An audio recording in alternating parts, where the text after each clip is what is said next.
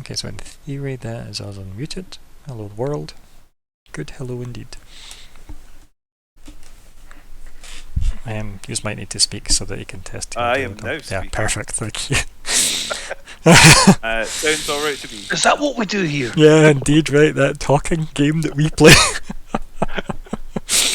Oh dear, also thank you, Siren, and welcome. I'll reiterate my good hello to everybody. I've also all good. Excellent. I also managed to breach 200 followers. Yeah. On the last stream that I did, it was kind of excellent. So that's the first time.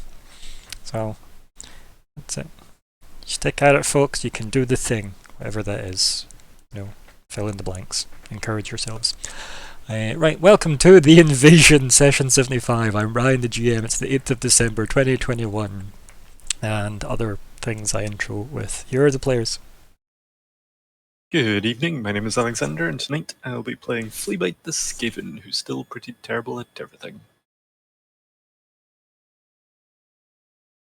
My name's Chris, and I'm going to be Kildrath, the Dragonborn monk, who's found a happy place. Oh. I'm in a library. I got you. I am Colin. I will be playing Vanger, the Dwarven Cleric Druid, who is also in a library. He's probably reasonably happy with that, but not so much because, the part where he can't read any of it. Well, can't read any of it that he's seen thus far. To be fair, that is something I kind of wanted to get into. Yeah. We will do that. In a mo. Perhaps. In game. Yes. I also, Alexander, look at you with your new emoticon. Those are called icons. Yes. From Reboot. 73 icon. Yes. I do like the random. Dreidel. Thank you. Yeah. I was like, okay, so I guess it has to be Victor 73 and then what I want it to be. So that's fine. These were my best placeholder kind of emotes until I could think of something, which never then happened. So I just didn't replace them. It's fine. No, I think. Yeah. I will also say as well, Siren got me a lovely Christmas gift. Let me hold them up to the camera and we'll see if it edits them out. Oh. Your dice. They're very, very nice shiny dice. I'll lift one up and actually. Very pretty. Trying to go invisible. Come on, there we go. Almost there. So yeah. Yeah, they're very nice. They are very, very pretty. And I long for the time where we can be round a table again, rolling physical dice. Dear gods. I miss those events. So, yes. So thank you again, Siren. That was a lovely gift. And yeah, what do you remember from last time on this game that we play? Library. Yep. Yep. Like what he said. Okay, so the last session started with you guys confronted with an illithid at the waterfront, if you will, or the side of the water. But was it an illicit illithid? An illicit? I think he was fairly implicit as an illicit. 2 flea bites. Yeah. That's right. I had flea bite and full bite. That's right. Yep. Fleabite's grand climbing adventure. Yes. Proof that Fleabite can athletics an entire mountain. Yep. Good. Dined. Yes. I did. Illithid. Do you remember the illithid's name? Anyone? I have to say, honestly, no. 10th? 10th. Yep. Yes. Oh yeah, because you made a joke of. Did you make the joke about it being like a Borg? Someone made a Borg joke. That was me. Yeah, I was gonna say it was me. Yeah. Chris made a Borg. Yeah. So yes, 10th. Yep. I also have the name Betuve. Yep. Betuve was introduced as well. Yeah. Anyone want to tell me anything about Betuve other than he's a brew? He's escorting us around at the moment. Yep. Yep. And has brought us to a library that not even the illithid know of.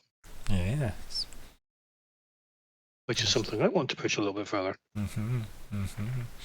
Yep. Yeah, Batuv took you to a bit of a tour around the Zaha Hadid Palace. You were then obviously shown to this library that Batuv was happy, very eager to show people, very eager to showcase the knowledge the Baru have kind of gained. And yet, weirdly, hadn't at all seemed to imply that Lilith had knew about it or had been inside. Yeah, in fact, it doesn't even say it. They didn't know, right? Yep. And then you had these were shown one of the books, which seemed to be like kind of nice little crystal things that get slotted into the kind of table with all the kind of little kind of engraved slots for them.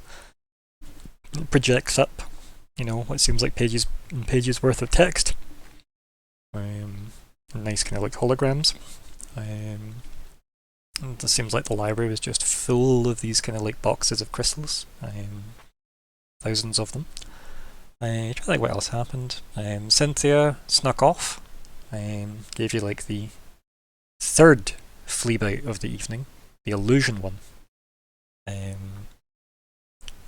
So that she could sneak off and go chat the actual flea bite. Way up at the top of the kind of palace kind of structure in the centre of a Barris.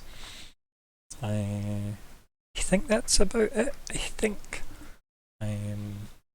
Eltris sadly is stepping away from the game for anyone tracking our player count. So we will hopefully see him in the future, and if not, we hope he doesn't get too lost in the palace. Yeah, I think that's everything. Anything else I'm missing, or is that it? I think that is it. Probably. There's the epic city of thieves that is constantly stolen to different locations. Okay, Yes, yep. that was a thing. That was mentioned, yep. Don't know how canon that is yet. Depends what characters get made if we do get more people. So It's a gun it is. yes, it depends how gun it Listen, is. cannon gun are sort of synonymous. Yeah, no, you get that. Yeah, that's reasonable enough. We had did we mention the talkie time with Cynthia? She was the foe.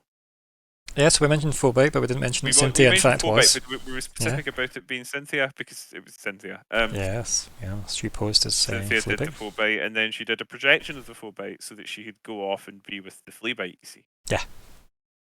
Makes the perfect roots. sense when you say that. Yep. Good. I'm glad this game's holding itself together plot-wise. But I'm not. That's okay, as long as the game is, as long as one of us. There's still time to break it. Yeah. Speaking of goals, so those things that we do occasionally. Alexander, you're my favourite at reading goals out. So Colin, can you read me the goals? That doesn't make any sense at all, Ryan. Give me a second. I was in the wrong tab. Oh no, shit! I wasn't in the wrong tab. I don't have it open. Sorry. It's okay. I'm in no I particular. thought I was in the wrong tab, but actually the problem was that there wasn't tab. Ah. Okay, general goals. First and foremost, free the Baru from the Illithid. I think that's something we're going to be going on with. But we'll see. Decide fate of the dragon egg, smiley face. Stop the death Cynthia predicted it. Probably fucked. Defeat Menglod. Maybe not fucked. Secure safe exit from mountain. Cynthia has indicated pretty strongly, I think, that she could do that. Do we want personal goals read out personally, or shall I do them? You can do yours if you want. I'll do mine to start with, which is to obtain a suitable new staff. Yes. Fleabite, what's yours? Fleabite's goal is to convince Vanger that his will to avoid cold-blooded violence will lead to worse consequences. Keldrath. Is to awaken the dragon. Yes. So there are our goals, and yeah, I think we start the session immediately in the library with the very up-close and personal, conspiratorially spoken Batuv, our wonderful Baru guide, kind of eagerly staring at the party, kind of waiting on a reply. Also, thank you very much, Siren. We managed to get the intro done in like 10 minutes tops. That's not bad. But yeah, so the two staring at the group of you, and then kind of like lifts out the. Oh, we've lost a Fleabite from Yep, me. I'm, Yep. I'm working on it. Okay, it's okay. Did you push a button? Was that your mistake? Lost you already. But yeah, so Batuv looks at our library people, and then kind of is kind of waiting on a reaction, ultimately, just from what he's shown the gang so far. Is there any like immediate response to him? I envision myself doing a scene from The Sound of Music Okay. where she's twirling about in the hills in the massive library, all happy and joyous and thinking to my and totally amazed. That's where I am at the moment. I'm getting lots of like Beauty and the Beast style references as well, like with Belle. Just like indulging in book love. Oh dear. So yeah, nice. Anything from Vanger? Yes. As I indicated earlier, it's like, because he'd shown us some stuff that obviously we couldn't read. Mhm. He sort of talk about the sort of not having to let the elephant see. I think what I would do actually would do try and see if there's anything else there, because I have a feeling that their archives probably won't just be Baru stuff, right? Yeah, there's a good chance of it. Yeah. This library, does it contain anything written in other tongues? And then Batuv kind of leans back a bit as if like pondering it, and goes, "If it was, it would be probably translated though, for the interface that you see here," and gestures to like the crystal table, and then otherwise the brewer might struggle to read it themselves. Not all of us have studied language of the other races. I see. But you would think though, if we'd kept the originals, it should be in the origin language. I just nod. I would be very curious to see if you have anything in the primordial tongue. Like anything else? Any particular topic that you were looking for in primordial? It's one I've not quite got around to learning myself, unfortunately. Oh, that's understandable. It's doesn't come up day to day as a rule. Whatever you might have, I'd be intrigued in having a look at it. Well, it's just always interesting to encounter any of it, really. I think I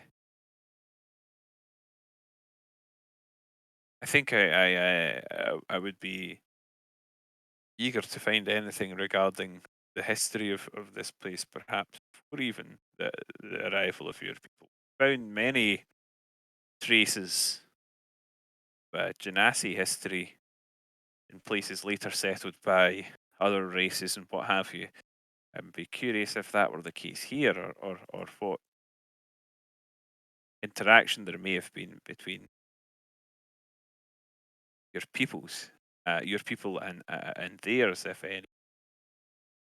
He kind of nods and he says, it's not something we discuss often, in fact, is where we migrated from as a people. We like to believe that what we have built here represents the Baru more accurately than our beginnings, you see.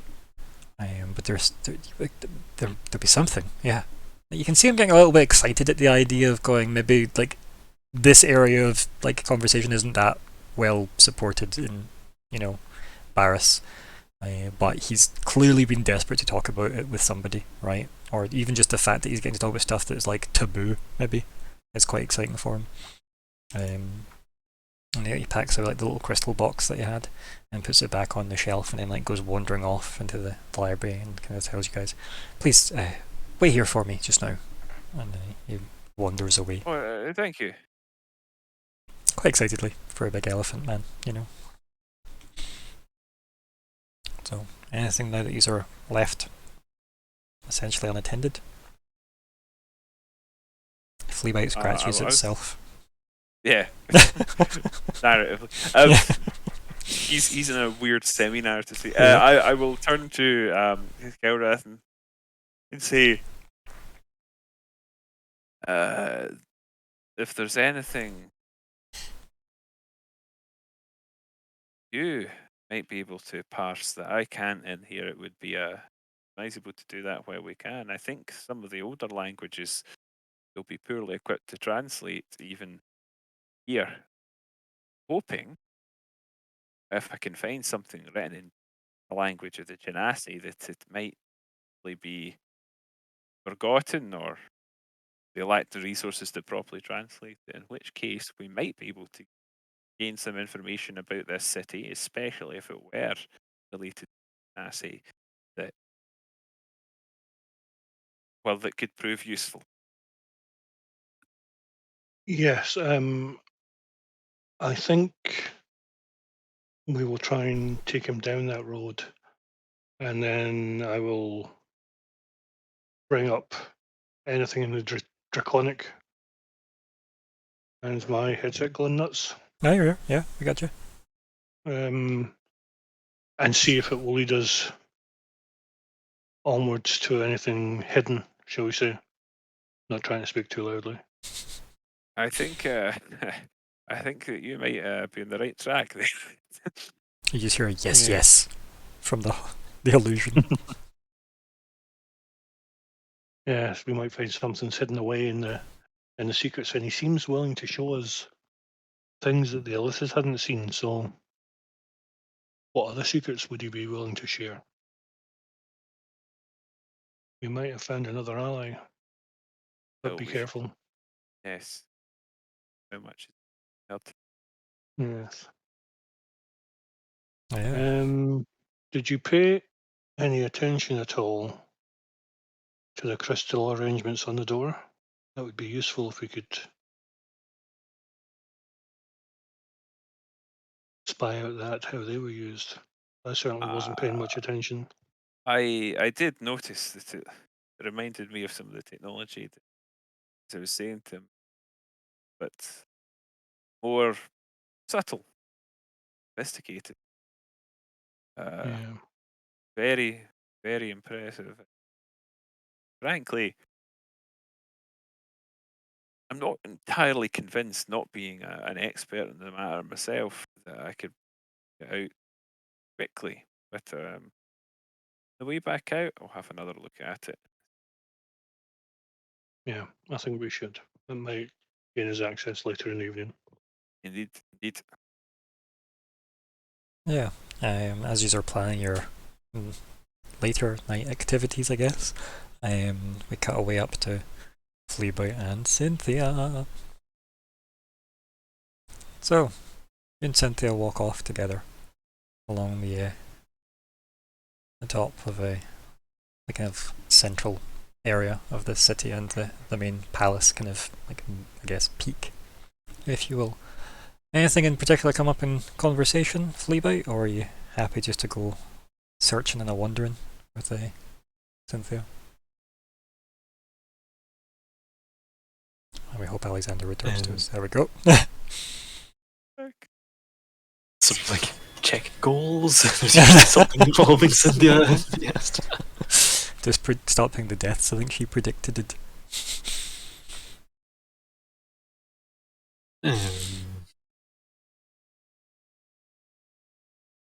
Remember, this is a clever way that you could set up goals that you then set at the end of the session as well. That would be clever. Sadly. It's great in theory, isn't it? Yeah. I think Fleabite, as they're walking, might you might ask Cynthia. I'm trying to think how to put it.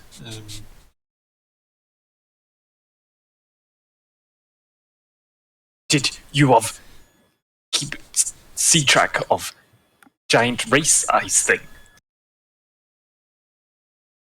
Except he doesn't say ice because I think now it was actually a fire giant. Ah, it was. If you're thinking of the one that you air quote raced, Yes. yeah, that was a fire giant. Yeah. Remember I told you guys he had a name that he's never learned. Yes. I wrote it down. It starts with like an R. Dead, I'm but sure. we never learned it. Yeah, and even trying to remember it seems to be difficult now. Revy, that was his name. Revy. So yeah. And she looks at you and she says, I can't say that I did. Did I miss something terribly interesting? She kind of like smiles at you and looks at you as you're walking. Might make better race next, yes.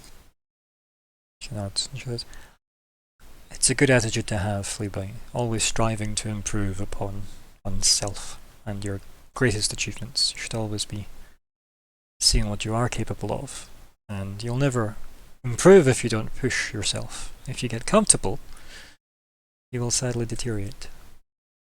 And you can like shivers at that and then keeps walking. Fleabite do anything, yes. And she just kind of, I guess she just laughs as she walks, as if that's really kind of like tickled her a bit. And then she'll like, so it seems. Yeah. So You like narratively look back at the tower. I mean, yeah, it's pretty damn impressive, to be fair. Looks at the peak, you know, maybe it has that shot of Fleabite's face and you see the peak in his eyes reflected as well. But yeah. So, you and her are off looking for the egg, ultimately. Do you want to roll investigate? You can get advantage from Cynthia. I mean, I can't help her in this. Actually, no, my investigate's not too bad. Yeah.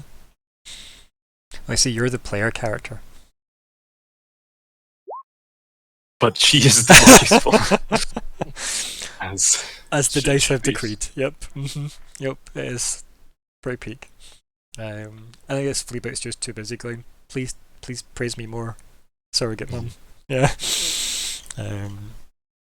But yeah, yeah, you just kind of like search around. You find like it's almost like a kind of small complex above, like on that kind of top peak area. That big building at the back I did describe before, is it does seem like that would be like the primary way up and down. The palace obviously goes quite into the rock structure itself, because a lot of it seems to be built into the rock, using the rock as, you know, an additional layer of defense for its walls. Yeah, like you travel for like a good wee while, to be fair. Better part of a couple of hours.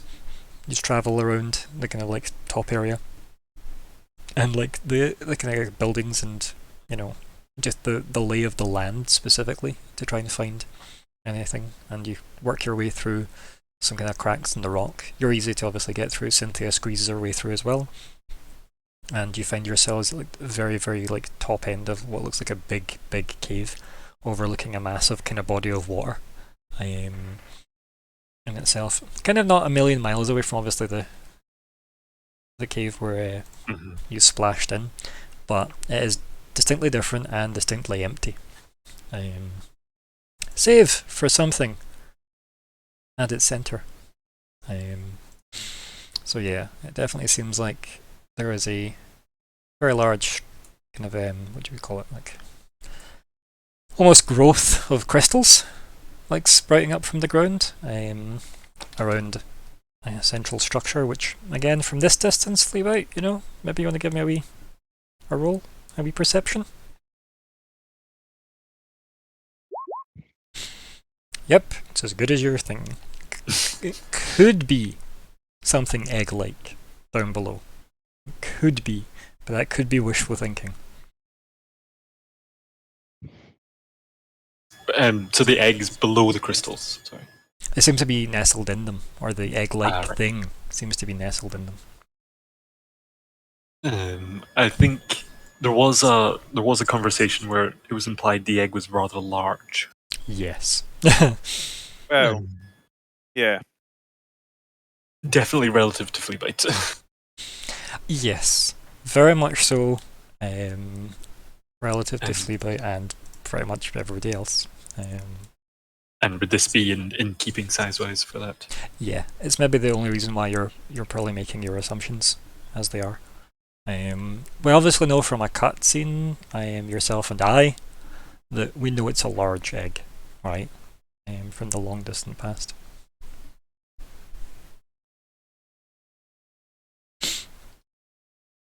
But how shiny are the crystals? Yeah, they're pretty damn shiny. Kind of big, kind of they're almost giving off like faint light themselves. Somewhat maybe like a kind of orangey glow, maybe. Like this cave is pretty, like it's pretty is the best kind of description for it, really. Like nice, vibrant water. Almost as if there's maybe kind of some kind of like bioluminescence and crystal combination beneath the water as well. So the place is pretty, and you are like, you've kind of found your way into clearly like some broken rock on the almost the ceiling structure. So it's not what I'd call the best way in. Let's put it that way. Unless you're happy just to drop. But And a brew would definitely struggle to get in. a brew would not get in this way, yeah. They'd have to like wreck it to get in. Cynthia is of questionable, metaphysics, so that's how she got through, and you are a small creature, so. So yeah, you discovered this place at least. And I'm assuming you're first and Cynthia's behind, and she'll be like, do you spawn anything useful?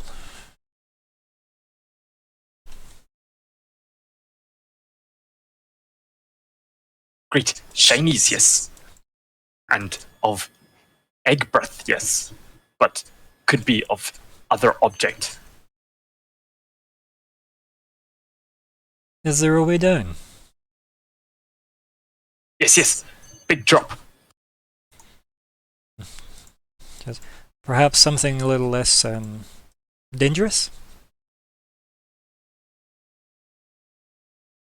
Would this be an investigation to see more accurately of something? Or do you feel to tell? You've got a couple options here, right? So I'd say investigate if you kind of take a bit of time and like try and scurry around a little bit. Perception at a glance, and also survival, right? Probably. It's valid enough. So yeah. Yeah, I think just a glance, so perception makes most sense. Okay. Okay, yep. No, you'd probably die trying to get down from here. This is definitely not a great place to go. Then Fleabite would probably put it like only of if great climb, yes, or good at fall dropping. You can see her like scrunch up her face a bit at that, as if she's not necessarily pleased with any of that. And she says, did you spawn any other ways in to the chamber below, perhaps? And then, like, your team, like, there clearly looks like carved steps to certain parts of the stone below, right? So, you're definitely assuming somebody has managed to get in here that isn't just dropping in here from the ceiling every single time. And if we presume that the Baru have been in here at least once. Yeah, I mean, like, as I said, the scale of everything would suit them, right? It would definitely make sense that they had been, but not necessarily that you've got an idea how, where, or when. But yeah, obviously, if you could work out the north, south, east, and west of the area, and if the I guess the egg type area would be at like say one side of the room, then the opposite side is clearly where like this door is likely to be based on the way the stone's all been carved below. Could I take a moment to try and memorize the stone carving? To what end? To be able to relay it to Vanger. Yeah. Do you want to like roll a Like preemptive? history. I was gonna say, do you want to roll a preemptive history check? Okay. Like, yeah. Like, sure, that's fine. You can do that. Some intense study. Okay. Do you want to roll your psychic dice? No, I can't. I don't Ah. have proficiency in history. Right. So okay. I didn't realize that was one of the prereqs of it. Yeah, that was why I got the thing which gave me proficiency in athletics. Nice. On the plus side, though, like as I said, this room doesn't seem like it's guarded or patrolled, or you haven't exactly been here long, right? But like, doesn't seem like there's noise coming from them other than like the war, right? And from I think that makes sense. Then I'd say to Cynthia, yes, other entrance somewhere on, and I give direction. Okay.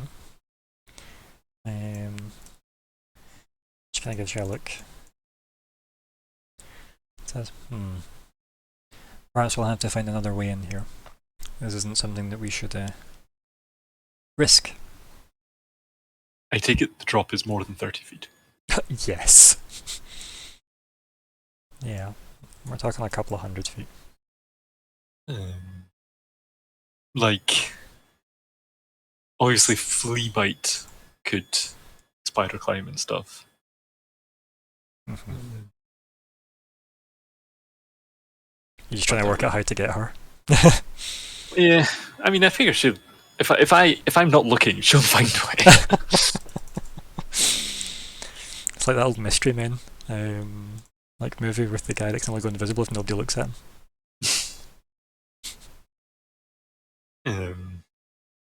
Yeah, I think that's good to know that there's at least a way that Fleabag can get in and out. But yeah, we'll probably have to go around another way. But it's definitely not a way that you could get in. You'd need to do something, because the egg is big that like the bag of holding might not work. Right? That is going to be like, you'd need to get there and see if it would fit. So that's an issue. It might, but it also might wreck the bag in the attempt. Have that spell that makes things smaller. Yeah. Sorry, I'm not going to make any jokes. I'm so sorry. I'm sorry, I'm not a fully functional human being at the moment. That's okay. That was entertaining. But yes. What is the embiggen spell? Say enlarge or reduce. That's reduce. Oh, you need a noble heart to cast it. That's only for their spirits, I think. Oh dear. Oh, obscure Simpsons references, anyone know? Okay. Yes. Is a noble heart and Bacon's the smallest man, I think? Yeah. Or is it just a noble spirit and Biggin's the smallest man?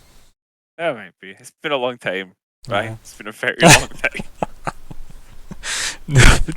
No. It's fine. Carry on. Let's keep the game going. So Fleabag, what's the plan? Did it look like there's any other like sort of other gaps similar to the one that we're in?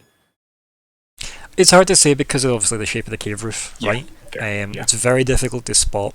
Given like from the 18 and like the way the light seems to play, because obviously very little light's coming in from the way yous come in, because of it seemed crag-like and like only wind would be coming in. But if you're listening and such for wind, it's probably likely there's maybe one or two other places, but you're going to have the same issue that it's a big drop, right? Yeah. That's going to be the problem that you face regardless of My other sort of last thought on that was we can like pit on and put a rope down. Yeah. But again, that doesn't help us getting out. Yeah, and Vangar's maybe too broad. Maybe. I know he's not the broadest of dwarves, but he may not necessarily be so eager to be squished through a small crevice in a rock. No, probably not. He is he's not small, right? He might be small, but he's not small mechanically. So, yeah. Yeah. That would dubious of that. Mm-hmm. Yeah, well, I think it's good that we've got this way in as a backup, but yeah, we'll have to find another.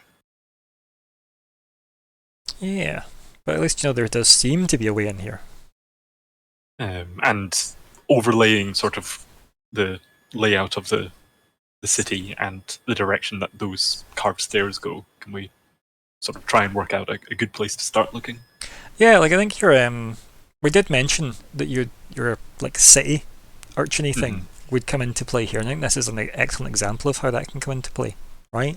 Like you using your knowledge of the layout of a city and how this would line up with that. Because I think we did the exact same with the sewers in Evershade. Pretty much, yeah. And it makes sense, right? It's a good use of the background. So yeah, we can have that. Like, granted, your ability to relay a lot of this to Vanger is going to be relatively terrible based on your retroactive 9 roll, but still, the fact that you're able to be like, where would the best place to start looking for this be, based on what you've seen outside, is maybe worthwhile. Yeah. On that specific subject, then, the thing that's probably most likely is somewhere probably completely central to the palace, but like deep in the rock, right? So see in the image of Barris that I use as the backdrop, see where that big long kind of like the big, what do you call it, walkway out, that particular kind of outcropping, the thing Denethor would run down, essentially. That's the bit. There must be a better name for that than the thing Denethor would run down. This is your balcony. It was like somewhere way below that. Like you're imagining somewhere in between where your balcony was and where that would be, but then right under where that big tall spire would be. Like that central in the palace seems like where this place would be, or at least the way in. So it definitely does seem like it is this big rock. This looks like this is maybe what it protects. Would make sense, right? From everything you've heard. So which came first, the egg or the rock? Yeah. If it's fossilized. Sorry. Oh dear. So Is the rock actually the dragon? If you look closely enough. no, like, Keldrask got the dragon madness. Very large troll that was carrying the egg and got caught in sunlight. Trolls don't do that in D&D, do they? No, but I think, let's see, do they have a sunlight thing? I know they've got a fire thing, but I don't think they've got a sunlight thing. Yeah, that's probably because regeneration though, right? Yeah. Trolls.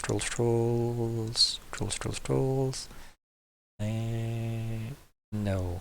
Nothing I can see on their sheets that do. Oh, you heard it here first. Probably not first. Probably you'd already heard that, but you've certainly heard it here.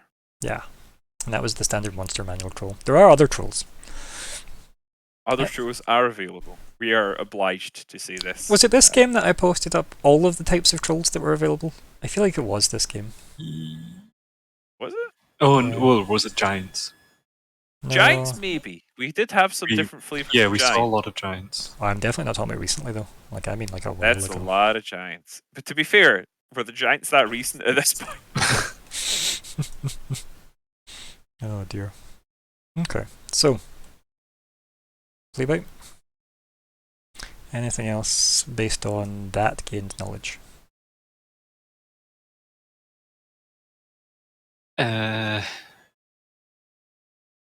What about the rock? Does it just seem like rock, or does it seem like anything different now that the thought's in my mind? Did everybody else make a Dwayne The Rock Johnson joke in their heads briefly there? It doesn't matter! He's in fucking everything. Yep. Yeah, he is. So why not put him in this game as That's well? why I simply never watched anything. Just to avoid Dwayne The Rock Johnson? Yeah, actually I quite like The Rock, but I know, we say since this, the bad films. he was in it before all of you guys. Yep. Yeah, he was in session like fucking 2? 1? Yeah. One. Wow. Yeah. He really gets around that. Yep, The yep. Rock. Mhm. How much do we pay for these mentions? I hope we get paid for these mentions. Oh dear. But yeah. By his presidential campaign. Yep.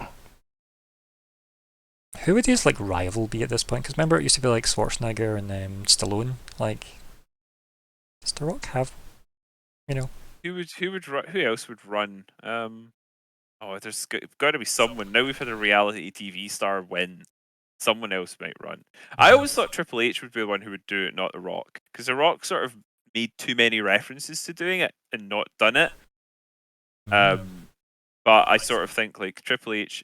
He recently had a heart attack though, a pretty major one, so probably not now. But he was the one who was always like hobnobbing with Henry Kissinger and shit like that. Like he's the Right. one with the mind for the politicking. So I could have 100% have seen him do it, but I don't think he will now.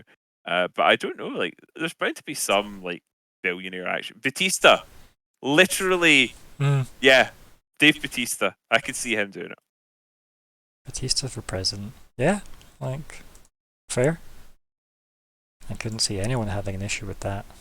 Or John Cena. I Yeah. can't see Cena doing it. Nobody could see Cena doing it. That's Oh the my beauty. god. How did I walk into that? Oh dear, that's funny. I'm so sorry.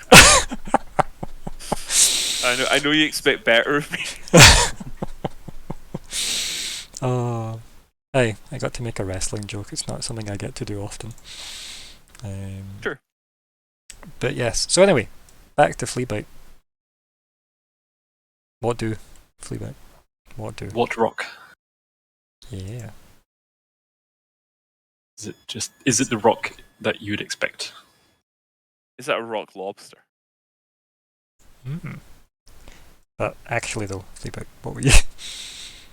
Oh, is it like? Are you asking me what the count, like what the rock is? Is that Yes. what you're actually like? Okay, so that is an actual question, not just a Dwayne-based question. No, I don't know, some appropriate rock for the setting. Yeah, that's fine. As Yeah. long as it was in keeping. It's not some like asteroid or something. I mean, I don't know how much Fleabite could tell from here. Or just like the rock in the immediate surrounding, in like the crag that we've gone through. Yeah, like most of the ceiling looks like regular rock, yeah. But obviously because of the way the kind of light's dancing around below, because it's always like bioluminescent light coming up through like perhaps crystal below the surface of the water, it is hard to tell if anything below. And also just because of how far away you are. Like we know your perception wasn't great for like checking that stuff out. But given how crystally and, well, potentially giant omelette-esque this room could be for Fleabite, I feel like there's a strong impulse to spend more time looking around here. Which I think's not unfair to say, given Fleabite's traditions of wanting shiny things. Yeah. Anything else? Not sure again from your time here. Or are you good?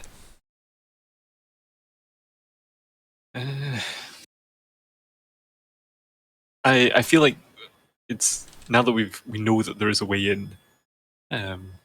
It's good, and possibly come back.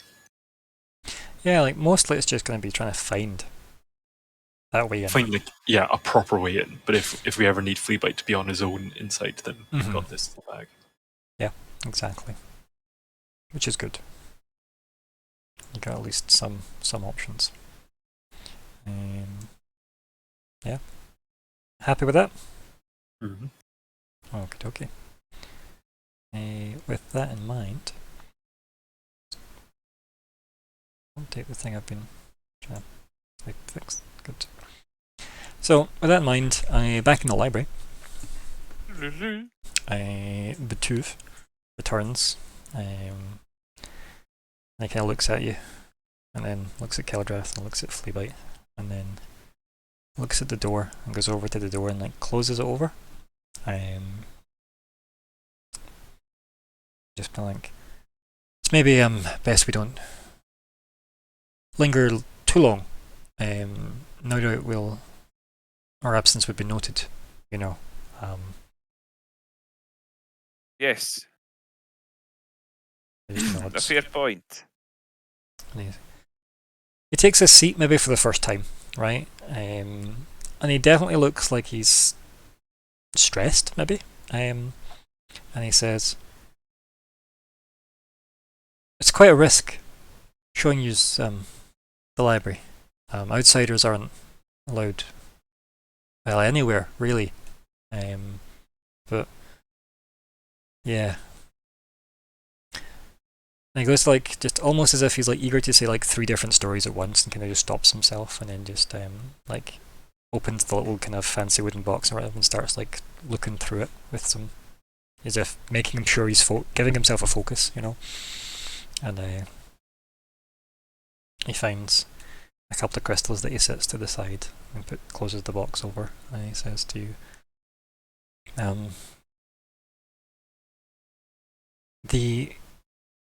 the brew weren't always so insular.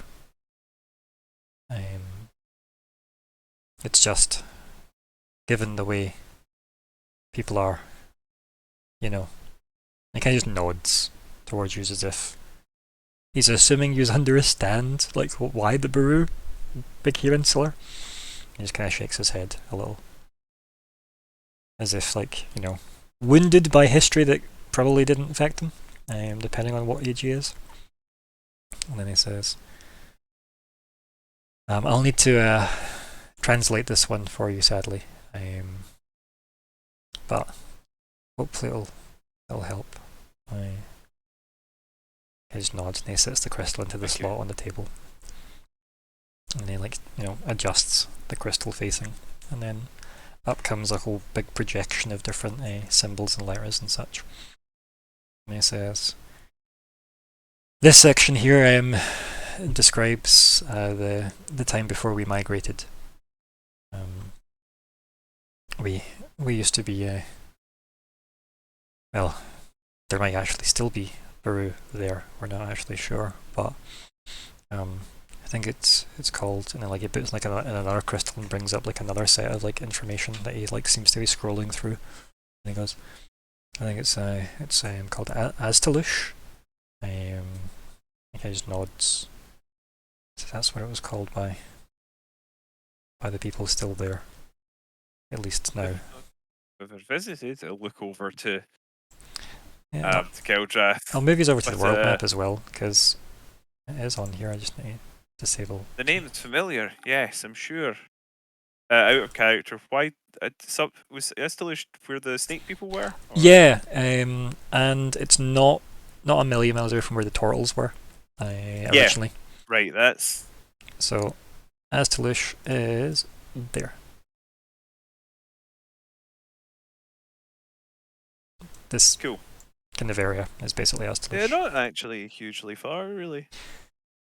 Yep, because most people know that old Tatooine was here, and then the turtles did their big migration to get to like new Tatooine, which they've been building after their big disaster.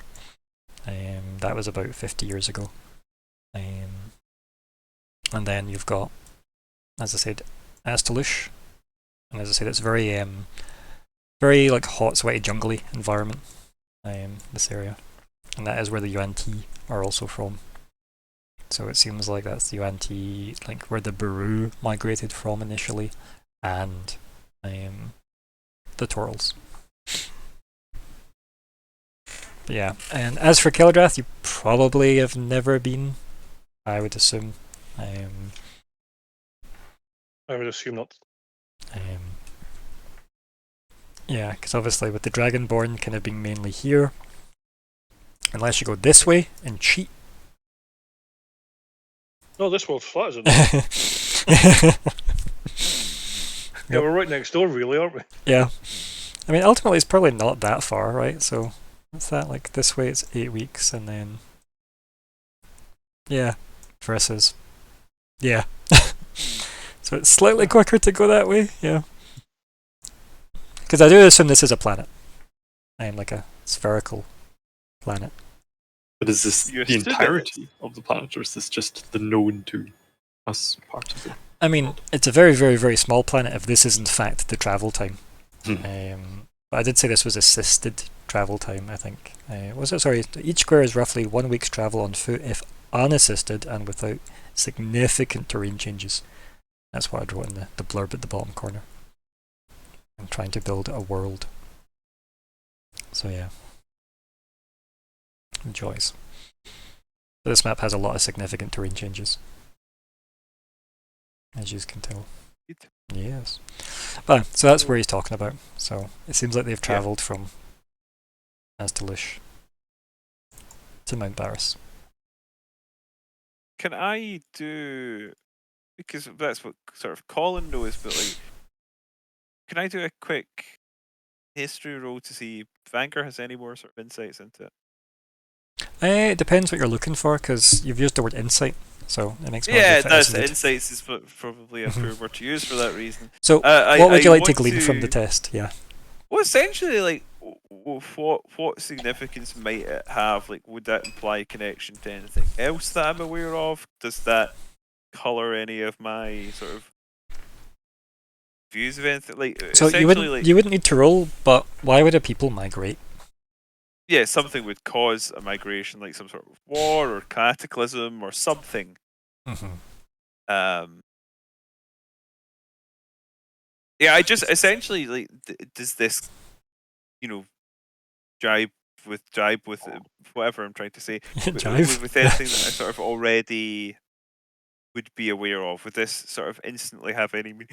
Because it might be something like, yes, there was the great whatever of here, insert year here, As I said, that might explain this. the thing that would come up would be most people know something big happened about 50 years ago that meant there was an underwater disaster, and old Tatooine was pretty much wrecked. But while I would know that, like, obviously, that's a much more recent migration sort of from that area. Yep.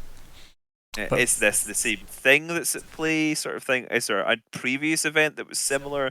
That's the sort of thing that he might be sort of trying to reach through his memories. you wouldn't need to roll for it. There is nothing that would come to mind that would imply like another disaster of even loosely related. No. Okay. Like for the most part, the Yuan Ti are fairly happy to stick to themselves. Like a couple of them went obviously to Little Bellinor. Like a handful of families left Astalish and went to Little Bellinor to get involved in the multicultural city that was Little Bellinor. But beyond that, there's a chair for a representative of Astalish in the Council of Little Bellinor, but it's often empty. They mostly kind of keep to themselves ultimately. Whereas like the elves and dwarves and humans and stuff are quite heavily involved. In Little Bellinor. So yeah, tis there. I don't even think the Dragonborn even have a seat at Little Bellinor. Like it's not like they wouldn't be welcome, but they haven't been involved in that process. They've kind of kept to themselves on their island ultimately. Other than the few that have travelled under Melly's guide. Exactly. Yeah, there'll be the occasional people, like you might find a Dragonborn in Little Bellinor, but there's not enough of a presence that they'd have a seat at the council necessarily. They've kind of kept to themselves ultimately as well. Yeah. Okay.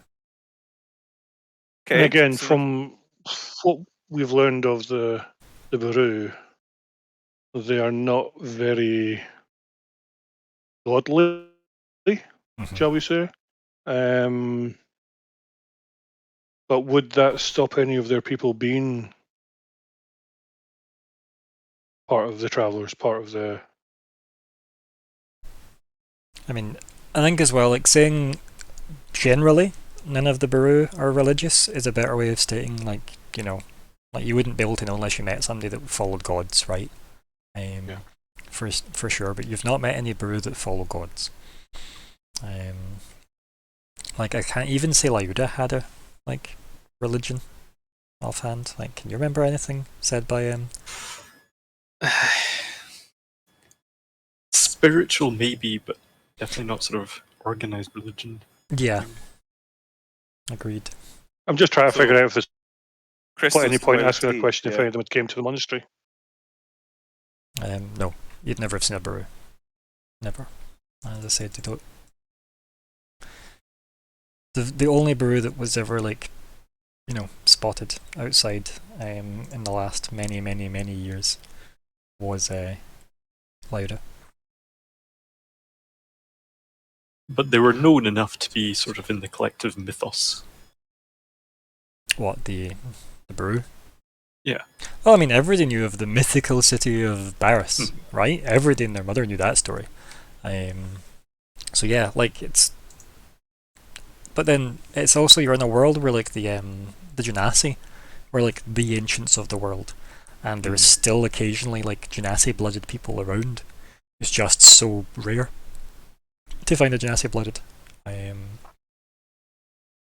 Like you've seen what, 2? Or at least Fleabite's seen 2. Do you know what I mean? So yeah, it is. It's probably like a wildly disproportionate number compared to what most people have met. But then like Fleabite also met a brew, which is even stranger. So I guess maybe a good thing you could assume then, Colin, out of all this, right? I think Vanguard could maybe assume that it's likely that you and Fleabite have shared some form of stories in travel. You've spent a long time travelling together. Yeah, absolutely. And obviously Alexander can put kibosh any of this as we go, but like, yeah, there's a lot of information that's likely to have been shared just in like general conversation, and having the idea that yous have met, because I mean, obviously Vanguard's met 2 Genasi at this stage as well. Like, that is an odd number to have met for like a bloodline thought lost to the world, and considering the Baru made themselves mythical, then maybe it's that is the way, right? Maybe they did have a hand in trying to erase themselves from the world actively, rather than just being lost to time. Right? That's maybe something that I think you could get to. You've got enough wisdom to get to there, I think. So yeah, I think that's pretty much what that is something that makes sense to me as Colin. And I think it would make sense to him. Yes, it's almost as if they've tried to erase their tracks ultimately, rather than just have their tracks lost due to, time. Because it's definitely, it's odd that a city or like a race of people would fall into myth when, there's still a whole full-on city of them kicking about. Obviously the real estate that they have is pretty good to reinforce that. But yeah, it's a strangeness unto itself. I don't know if there was anything else you wanted to kind of glean from any of this, or if Alexander was going to chime in there. Can I quickly derail us? Sure. How many years ago did you say there was the thingy at Old Tatooine? About give or take 50, because remember it was the same age as what do you call him? Cognac. Because remember Cognac was like 50, I think, and he was an egg. Because remember they sold all their eggs when they were migrating to, fund the rebuilding of their city. Yeah, horrendous. I know. So yeah. Why? And how many years was it that all the dragons disappeared? About 50. Yeah. Okay. Yeah. Yeah, Alexander, it's almost as if there's a correlation. Where did he kill the last dragon again? It seems to be Valeria. Okay. So Valeria being Which for those this is not a million miles away, but it would be very strange for something there to have caused some sort of cataclysm here. Yeah. Unless it was like some sort of mystical connection. Oh, you kill kill the final dragon and the dragon mountain explodes or something like that. But and that then Mount Dragon was under the water or some shit. Yeah, like no, I get you. The dragon was the friends who made the launch. But yeah, it so doesn't seem likely that Valeria was a mountain that the dragons had laid claim to, right? That's where the last of the dragons lived, right? And that is also where Von Rune decided to go kill them all. Yeah. I want to say Cynthia did say to Thea long ago now. I'm sure Cynthia said Runestad was hers. I Right? think she's definitely said that. Yeah. She may have even said it to Fleabite. That's definitely something. That Yeah, I knew it came up. I was like, it definitely felt, because I know Thea was very much, I'm gonna get me a red dragon and I'm gonna get me a city. Mhm. And Cynthia's like, this was my city, like this is my country essentially. Yeah, she definitely laid claim to like Valeria and Yeah. Runestad. Whether or not that was just in the Von Rune name only, who knows? But yeah. You also know that Cynthia, like, supposedly died, like Mhm. before then, as Mhm. well, but not exactly too long before then. It seemed like the death was in some way involved. At least Fleabite knows that much. I want to say maybe Vanger knows that as well. I think he, like, there's no reason why Yeah. he wouldn't know that. Yeah. Yeah, no, Um, he does. That's something that's come up. Yeah. And yeah, I was just thinking that even if Fleabite hasn't said it, like Vanger and Adair did spend quite a lot of time traveling together too. So there's Mhm. always Yeah. And of course, we spoke to her. Yep. I don't think that specifically came up. Yeah, she doesn't often talk about like her supposed demise. Yeah. I feel like I may have actually said something to her. I really can't remember, but I Yeah, I feel like Vanger would have been brave enough to broach that subject with her, like in some fashion. Yeah, I think that's definitely a conversation that's probably happened. Maybe even when you were discussing art. I think that would have had to have been when. Yeah, in the Evershade Library, the former Optera estate. Mhm. Yeah, look at all this lore that was totally all written before the game. Yep, you heard me, written. So Voted, So, yeah. rolled. So it seems like Cynthia died. Von Rune, sometime later, killed the dragons. Roughly the same timeline, as I said, give or take 50 years ago. Dragons died. Old Tatooine, or Tatooine at the time, collapsed underwater. And then the turtles migrated. So that does seem close, those events, yeah. And the other events that are close, but much, much more recently, you've got Starling Mhm. dying in a lab after she visited Valeria and spoke to Von Rune about portal magic, and he basically told her, this is dangerous, you'll probably fuck something up. Or something arrogant enough, like, you're not smart enough to do this. And then she went back to Little Bellinor, she died in a lab. That was obviously Alvin's mentor. Fleabite seems to have appeared in the world from his wonderful backstory. A year later, the invasion seems to begin. The Gith appear. A year later again, the Illithid appear. So yeah. Almost to the day. So you've got those kind of like dates, I suppose, that are important. You also know that Evershade and Barris were around the same time? Like the cities? Mhm. For their founding. Yep. And you know that Evershade's like one of the OG human places, if not the OG human place.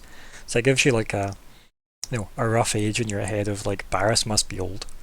So that means the migration definitely happened probably a lot longer than 50 years ago. Yeah. Yeah. I had a feeling that we knew that Barris was the older of the two. I did have a feeling they were close, but I thought we had something about Barris being older of the two.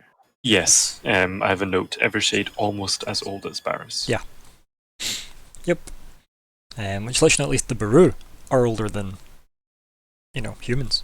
If that's It also the gives you like a little indication, like they've been there longer, but also it's like a little indication that maybe the events weren't directly connected, right? Maybe Yeah. the humans didn't leave for the same reason that the didn't turn up, or didn't build there for the same reason that the Baru did, and likewise you can sort of say, well, the humans later sort of spread out.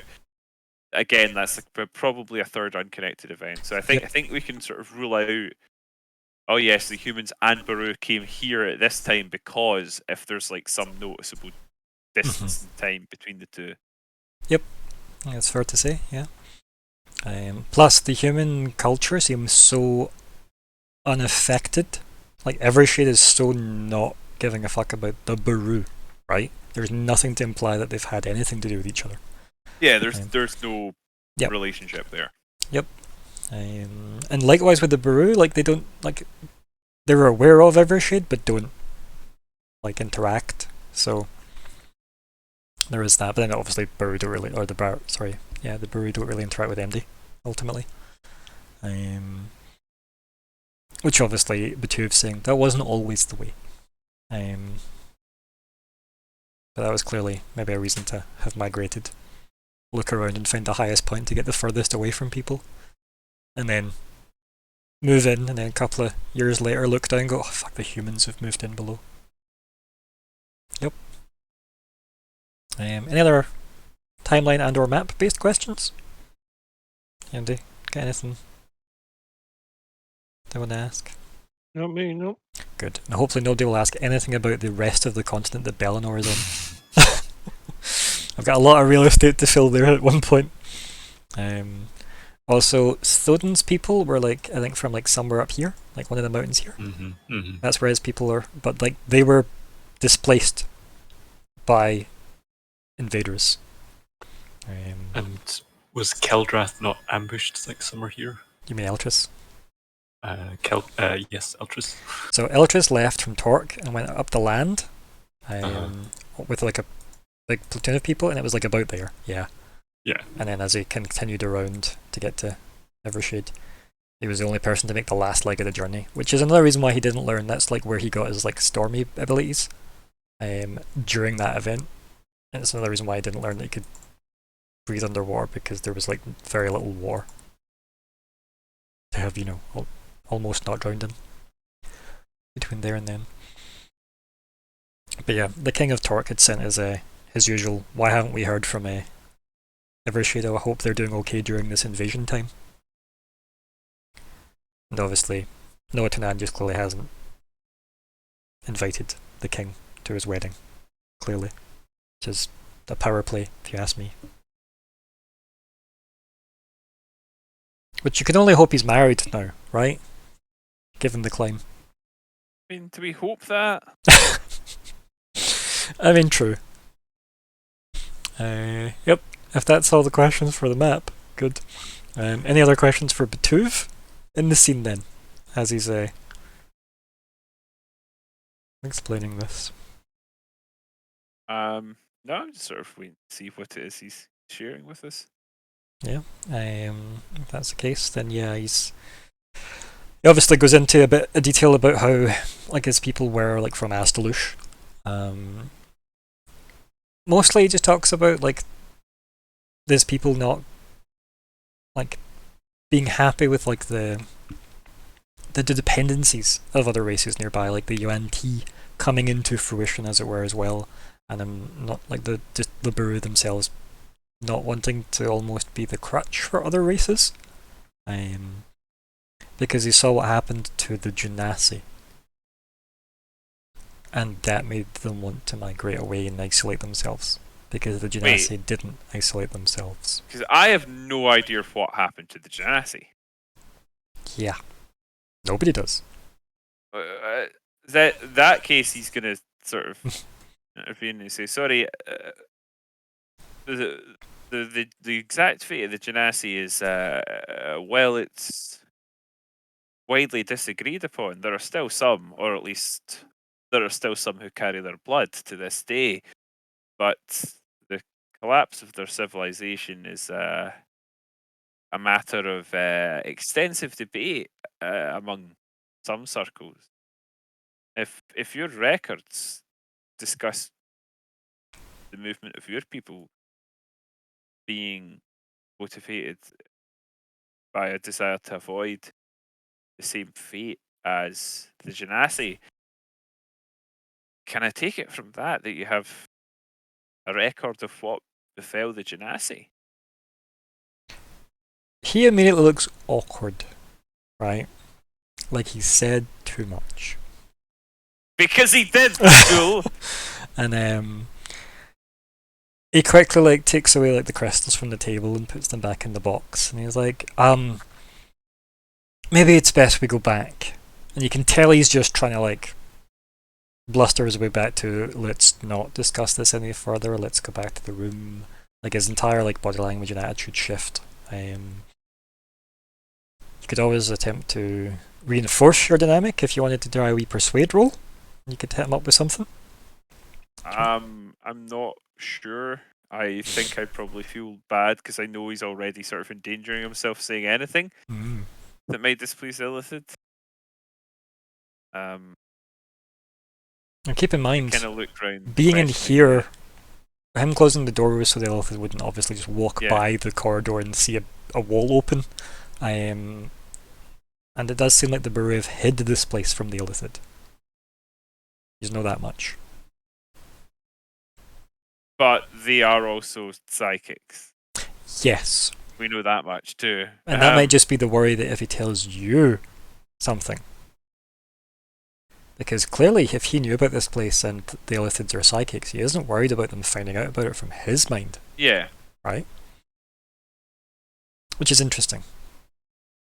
I think it depends, if you're not...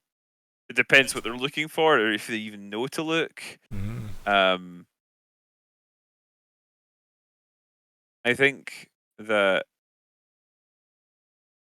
I don't know, I'm going to look around to Keldrath, because I think I'm a little concerned that what if by discussing this further we're sort of putting him in danger, considering his reaction. I think that seems not an unreasonable thing to worry about.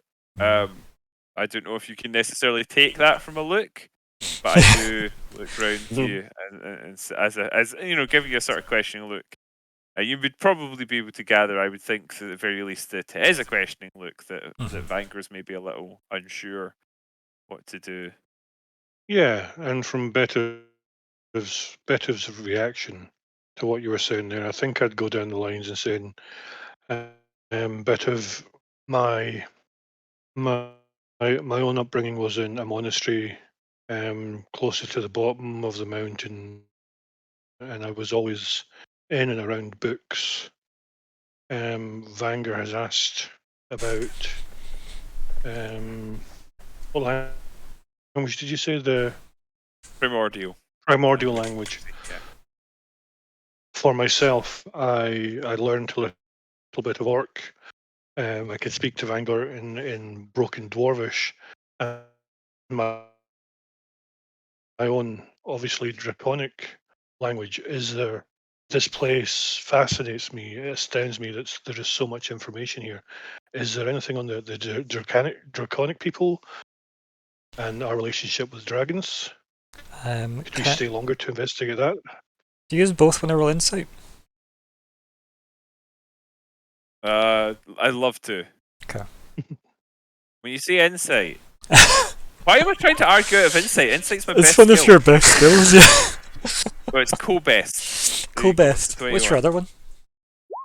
I think it's like medicine or something ridiculous. It's medicine. Not You know what? Herbal medicine. No, religion? he's a cleric druid. He should be good at healing people. Yep. That makes sense. Yeah, so Caldrath, maybe you missed this because maybe you expect it to be almost disappointment, right? That you're reading, and the fact that he doesn't seem to have much to say back to that, right? But just from a glance, obviously. Vanger, you can tell that this is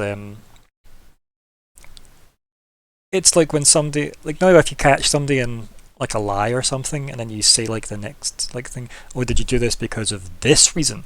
And you then just immediately hit the money again, right? Yeah, this is like when you asked about the Genasi and he locked himself up, and now you're asking about dragons, and he's locking up again, the exact way. And then he actually does now. He'll reply, and he's like, "Oh, there is some things we've got about dragons, but it's maybe best we move back to the chambers, or at least the tour." Yes. We should continue. It would be a shame to come this far and miss. He kind of like nods as if he's like trying to like get a control of his breathing and stuff, and he's like, I would, if it was up to me, I would happily let you stay and read or work. And he kind of like looks back at the library kind of longingly, and then looks back at you guys and says, we let someone do that before, you see.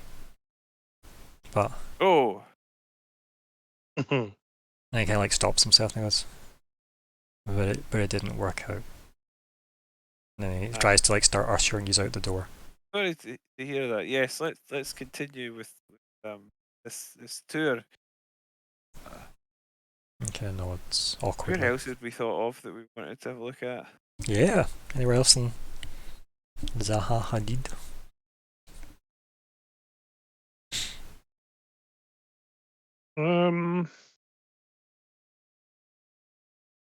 Just general questions to help get a sense of the layout of it. I think would be useful. Like just asking for I like, think- basic stuff. You can probably just assume that, like, if he's just continued the tour without any specific questions, you'll probably get like the basic layout of like, you know, the palace, right? Nothing obviously super secret or anything. He's probably quite a bit like, what's the word I'm looking for? Like, unnerved, maybe, like slightly, like maybe flustered is a good one. I think he's maybe a little like trying to get back to being almost polite and, you know, public facing, rather than maybe I've went too far. Like maybe his excitement's got the better of him, you know.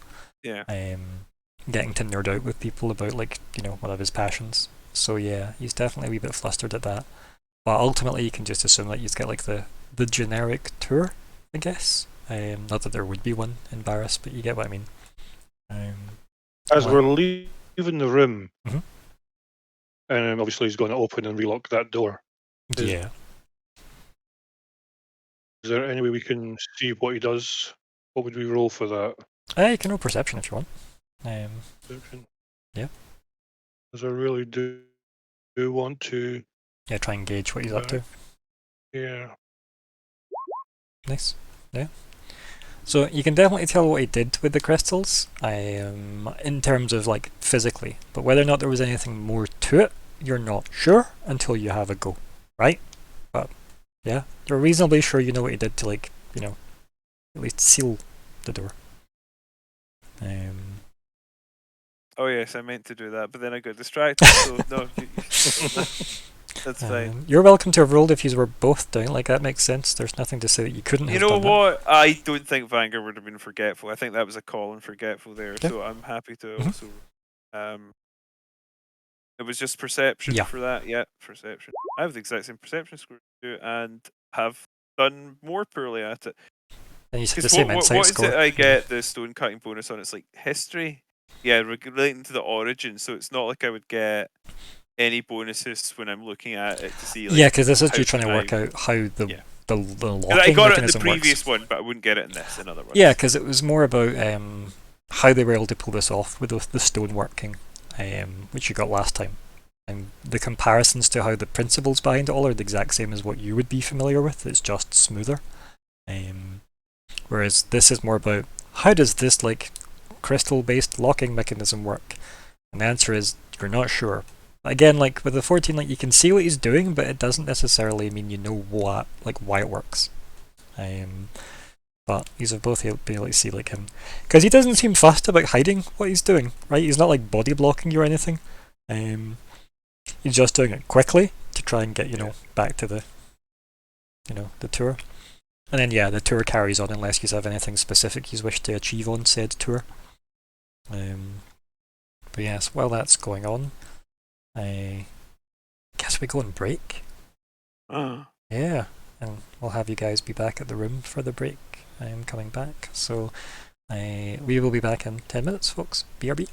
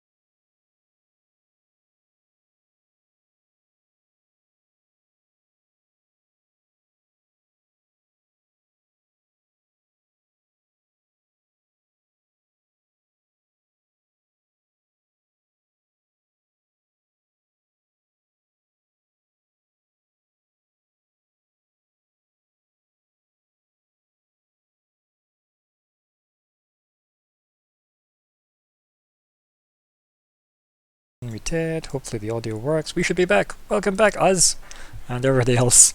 It's the invasion session. I was going to say 22. Why was I going to say 22?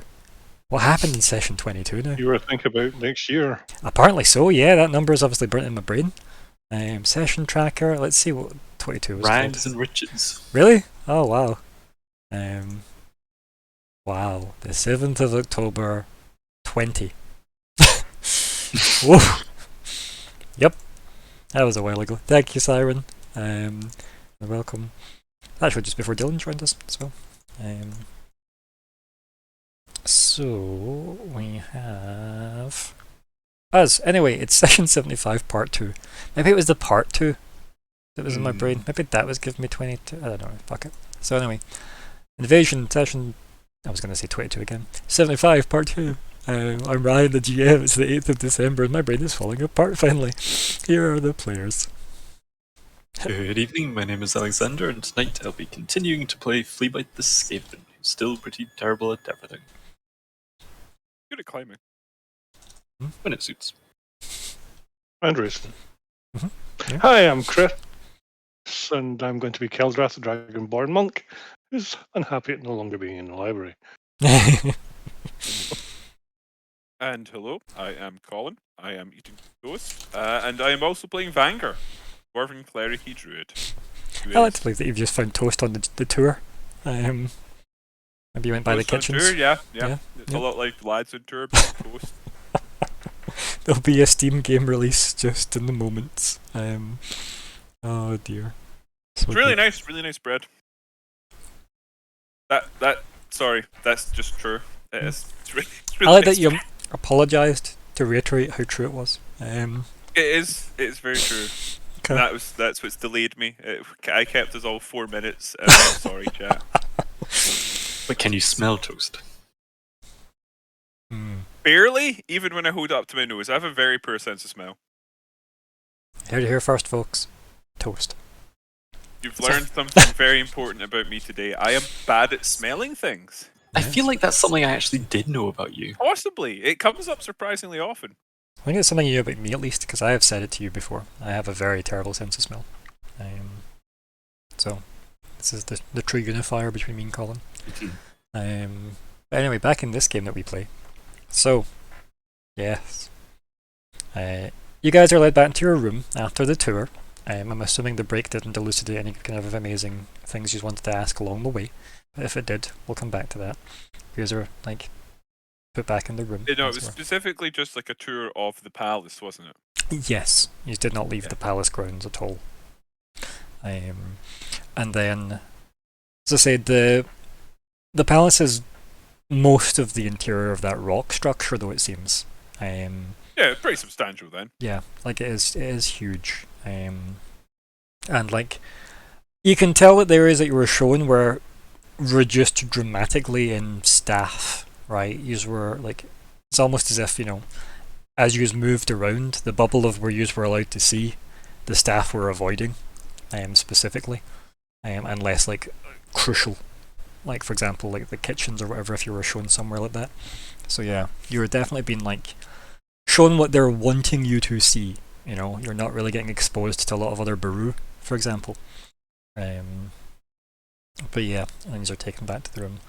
And then we have a Fleabite and Cynthia. So, as you, I assume, retract yourselves from the... Extract, maybe is a better word. Yourselves from the kind of a small crevice that you have found your way into. Where do you go? Vehicle reversing. Yes. Beep, beep, beep. Her red tooth starts to flash. Yeah. So. Anywhere in particular you want to head now, Fleabite? Or anything you want to ask or say to, or suggest maybe to Cynthia? Or are you happy just to try and work your way back to the room? I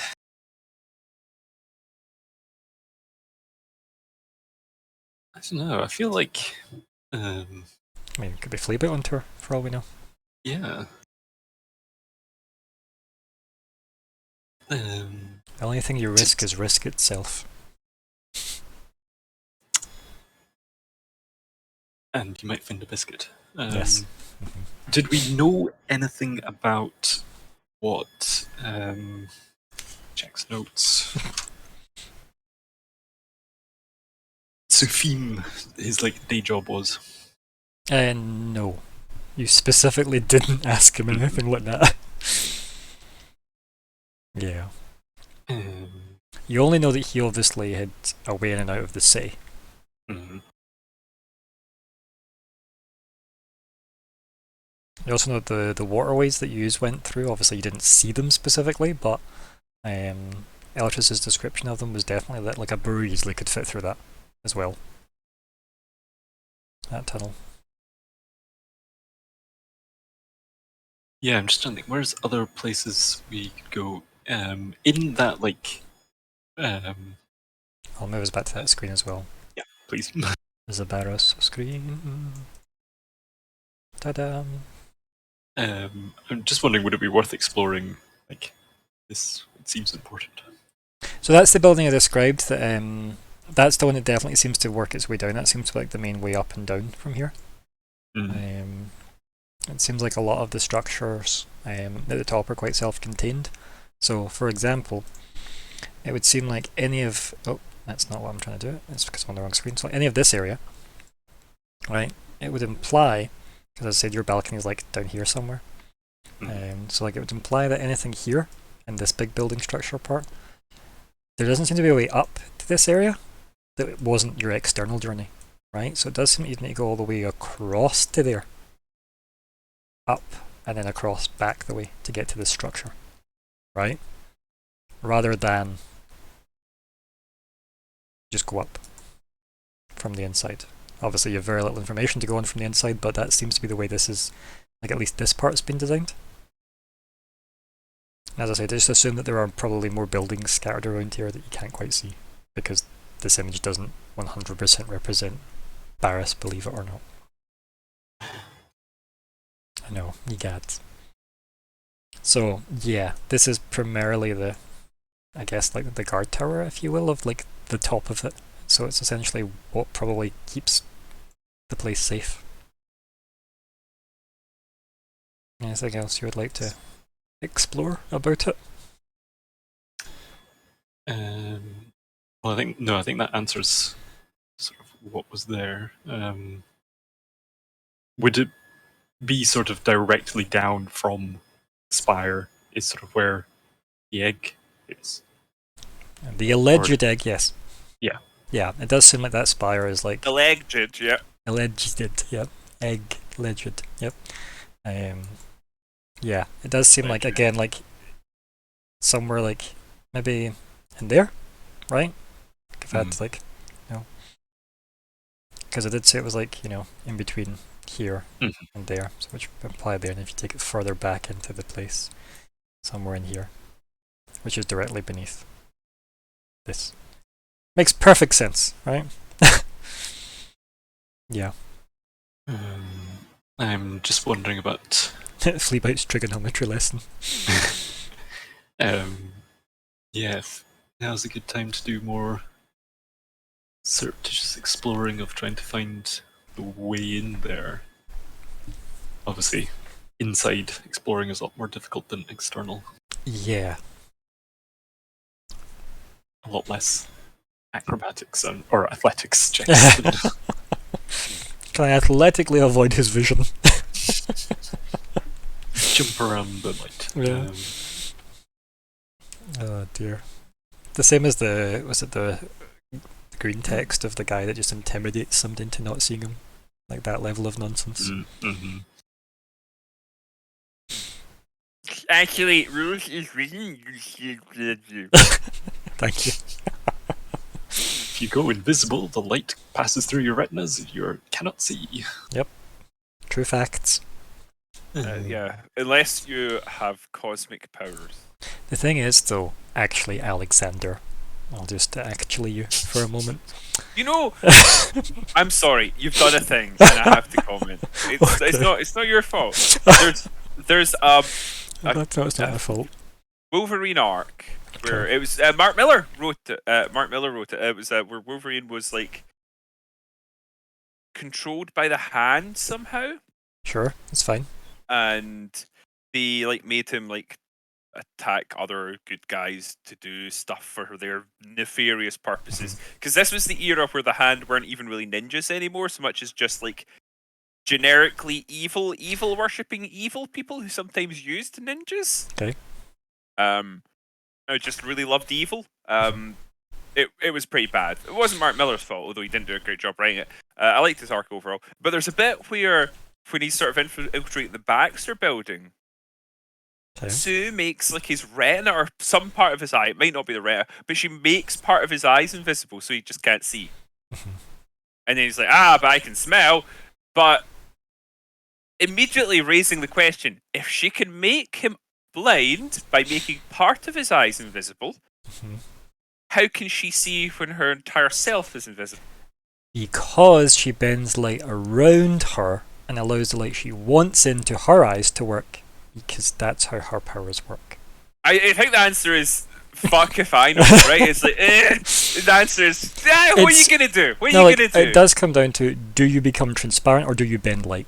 That's the two different types of like takes on invisibility, right? Besides or do just you make hand waving light it. just not be there magically and then also be there simultaneously. Yeah, like that's kind of the hand waved magic or a wizarded approach. Yeah. It's bullshit. Sorry, it's just No, reminded me of that. but And it I was is- very amused that that actually is a thing that has come up in story and never Yeah. been adequately explained. No, it's fair. It comes up a lot when you remember we were talking about like superhero RPGs other night, Colin. That does come up a lot in that. Yeah. It's like, so if I go invisible but I flavor it as this, it means I'd be blind. Okay, no. Then let's flavor it as anything else other than that. But yeah. Also, Alexander, the reason why I was going to actually you is because blindness is so heavily dependent on the obscurement rules. And if your eyes are not obscured, then we're good. Or what your eyes are looking at, I suppose. If it's not obscured, then it cannot be invisible. Right? It's That's fine. dumb. As we've discovered, you can simply allow yourself to see by giving yourself advantage. Yep. Oh dear. Does 5e invisibility still have a shadow? Oh god, here we go. Sure. For no reason, sure. Is that true? No. How could you cast a shadow if you're invisible? It makes no sense, but on the other hand, I don't- that's not a reason to assume it doesn't work rules is written. Yeah, but that's also like, the rules for casting shadows in 5e are probably non-existent. But there are things that rely on it. Oh, 100%. 'cause That it doesn't. That's fine. Yeah, like there's entire classes and subclasses based on shadows. Don't be daft. Why would they have like a supporting network in there? Oh dear. But yes, back in this game, it does in fact use 5e. Luckily, shadows haven't come up often, despite the fact that every shade is in one. So yeah, You just wait until I have that level of warlock. I'm just surprised it's taken you this long to get it. That's all. What Okay, else so for Fleabite and Cynthia, Mhm. I guess should we just rejoin the party, or should we continue trying to find somewhere else Dunno. interesting to Why explore? don't you just have a wee player agency moment and discuss it with your chums? If I can find some. No, wait. Mhm. Yeah. Savage. Yeah. So do you think Fleabite should just come back to the group, or? I mean, do you think there's anything more you can achieve? You've kind of found the most important thing, probably. Let's. I mean, come on, right? It's not going to turn out to be a Kinder Egg, but we don't know. So let's put a caveat there. You seem to have found it potentially. In which case, do you think there's more that you can do right now that will produce, equally worthwhile results, or do you think it's like more of like a just doing stuff because you can? Oh, that's There what I have might to be do- treasure. I was gonna say, that's There what I may have to be treasure, discourage. which don't get me wrong, I'm all for. Like, if you do think you can use this opportunity to do something useful, even if it's not like advancing the specific bit of the story, absolutely go for it. But if you're sort of thinking, I've got this time, I might as well do something with it. You don't need to, but of course you can. I mean, like, I'm always going to say do what you want to do, but I think for me it would be a question of like, am I just going to be pissing about, or am I actually gonna do something? Because even if it's just something dumb and fun, do it. Mm-hmm. Dumb and But fun's don't its own piss- reward. No pissing about. Yeah. But do feel free to indulge a bit, but just don't piss about. There's a line between indulging and pissing about, and you just have to know it. Was that clear? Crystal. After a fashion. Okay. My thoughts were like, is there like a resistance movement? A resistance to resist what? Deal with it. Okay. Yeah. Okay. I Yeah. got that. hmm I just needed him to say it in case someone just joined the stream and is like, Oh my resistance god, movement. I have a title idea. Oh god. I'll just pop it in chat then. We'll have a gander laters. Also, I don't think Kinder eggs are a thing in D&D, Siren. Can be.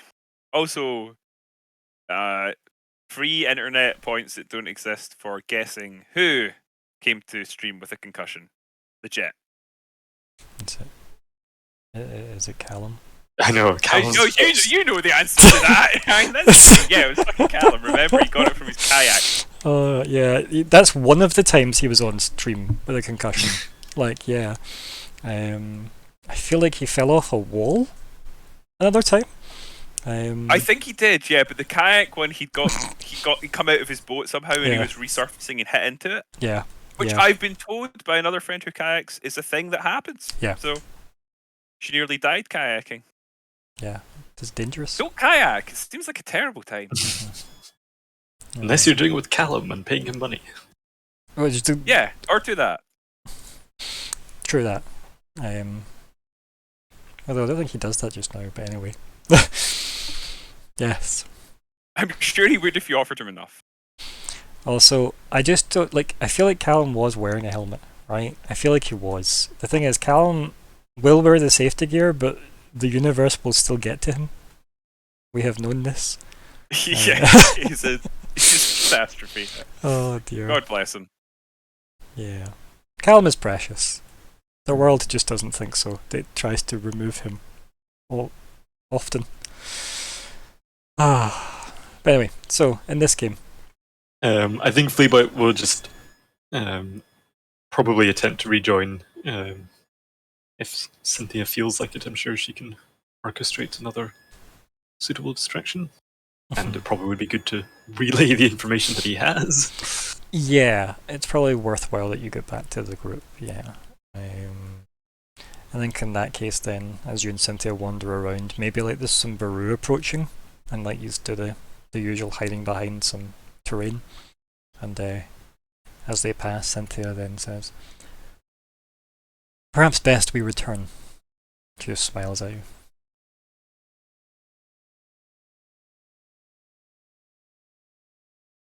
You of joining come with? And she smirks. She goes, "Later, I might see where my hunch takes me." Fleabite looks at his own hunched back and then Yeah. looks at her very straight back. Yeah. And then And then I guess starts going off in the correct direction. down, in fact. One of the more easy directions. So yeah, you give me a roll. See how well this goes.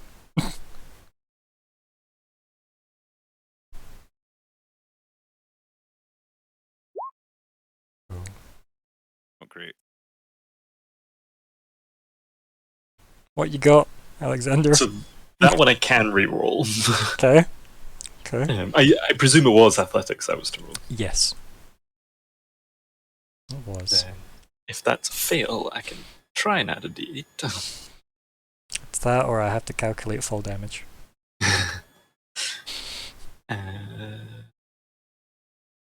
Ooh, that's not great.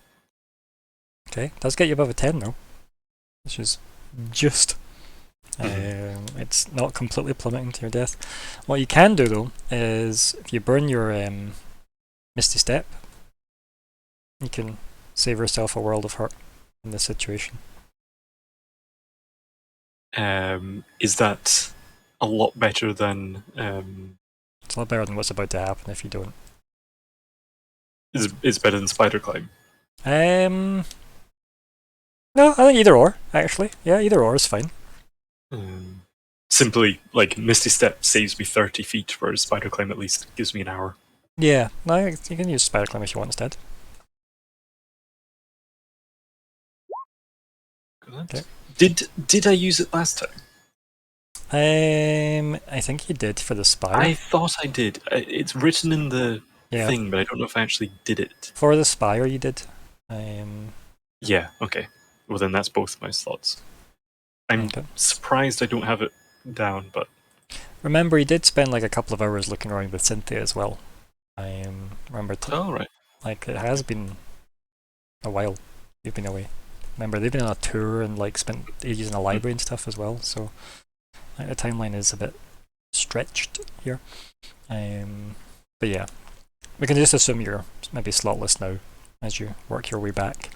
But yeah, obviously working your way down is a lot easier, not just with Spider Climb, but it's the direction gravity helps with. So yeah. Spider climb. And yeah, you eventually make your way back. So yeah, I think used to her in the room. He's been in the room for maybe only like half an hour, 20 minutes by this point. And there's a knock at the door.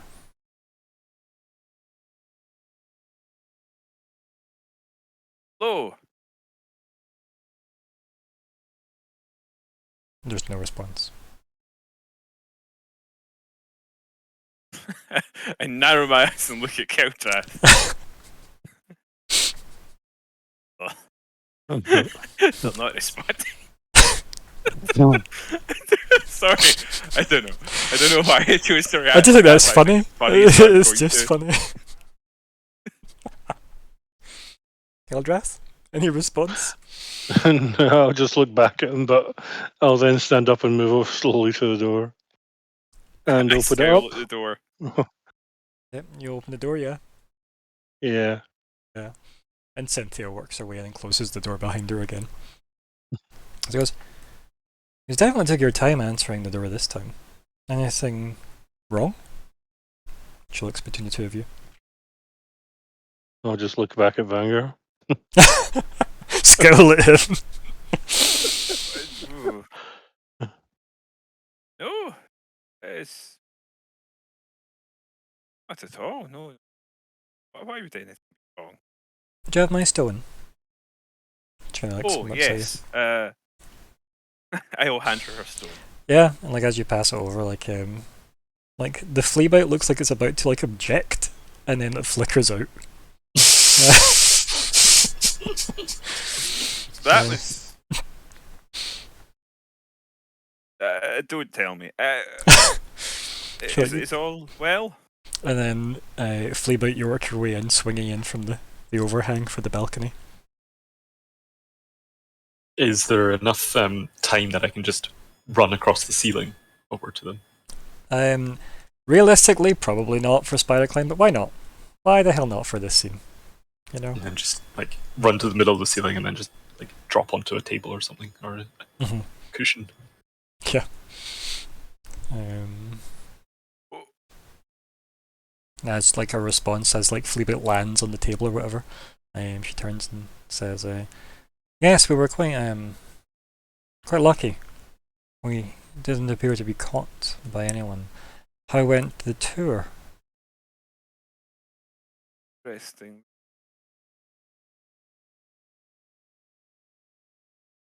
But mentioned that their other guests aren't aware of it. So between that and Keldrath had speaking for you here, but I think we were both very well. We certainly noticed the change in his manner when he mentioned certain subjects. I mentioned all of the Genasi civilization sort of gesture to Keldra.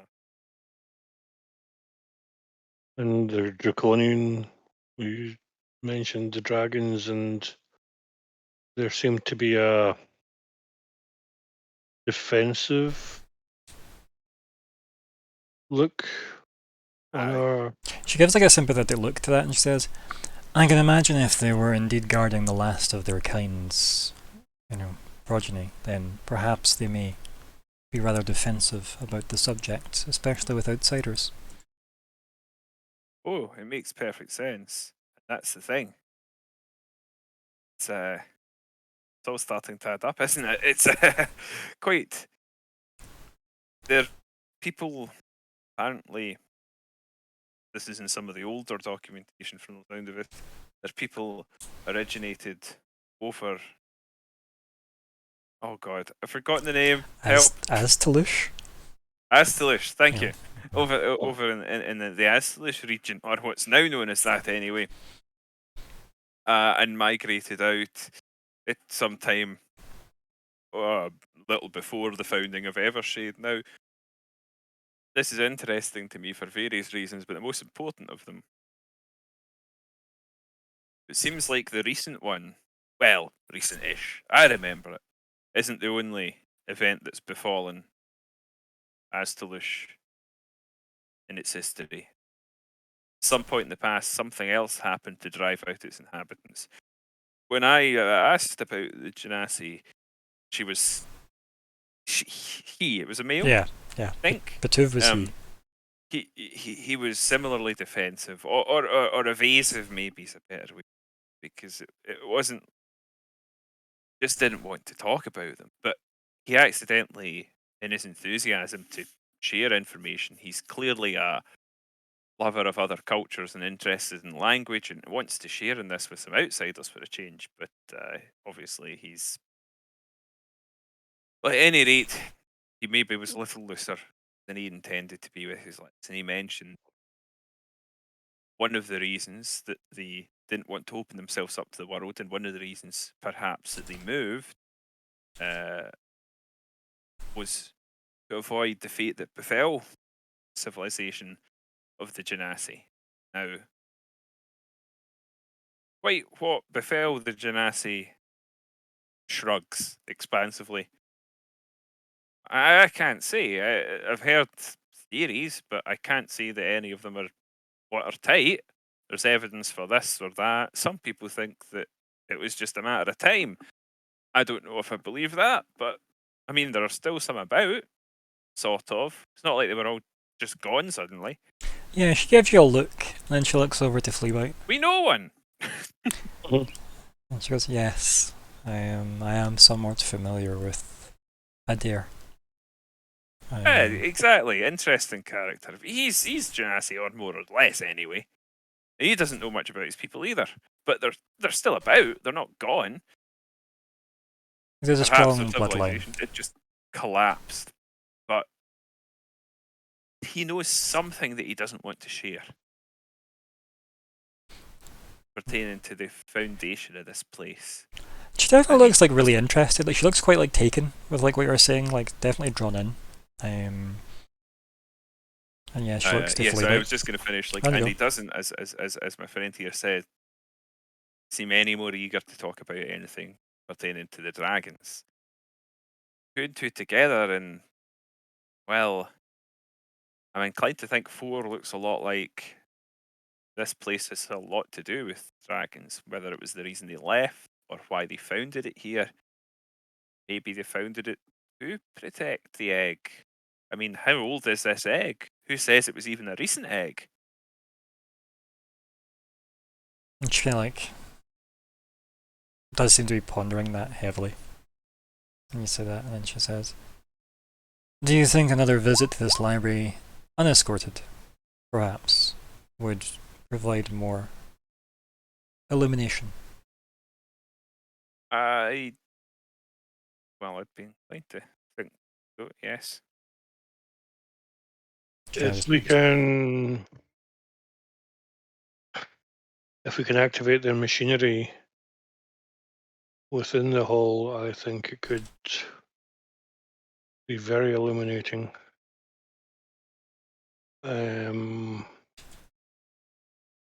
I did watch closely, and I can get us into the room, but finding the information, I can't read Peruvian. Would that be the word? I don't know. Baru, yeah, you can't read Baru. Yeah, Peru. Yeah. But So there is although information. there will be information there, but accessing it and understanding it, it may be beyond us. I think it's true that most of it will be beyond us, but I think the way she reacted to I keep on thinking. Anyway, he reacted to us. I suspect probably got information there that you could read. I think there's draconic writings, and I think there's primordial writings. It seemed like some of the sources he was borrowing from might have been. And I think those are exactly. Like Cynthia nods that things and he goes, doesn't- it would make sense if they were keeping records for their own people, that they would keep them in a language they all understand. It could even be that Baru has borrowed from other languages over the years, or indeed that other languages may have developed from Baru. But without study and time, I doubt we have. It might not be answers that we get. If we can get back into this library, perhaps there's some more answers we can find.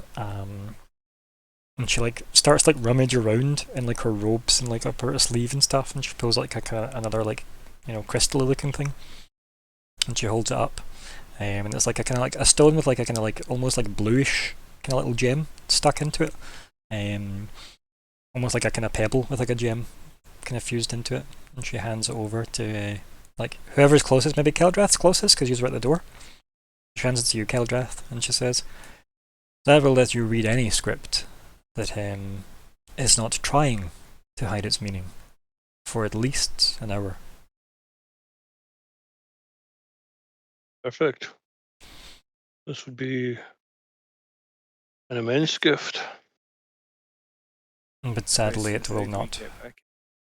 And she goes, "I'm sure you will find a way." And she kind of looks over at Fleabite. We, in fact, were quite hopeful with what we have discovered. Do you wish to tell them?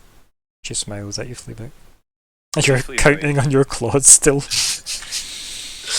Yeah, check the other clause, still didn't work. Yeah. What are you doing? Never mind. What did you find? Yes, find all the way top of Spirius. Okay. See for great miles around.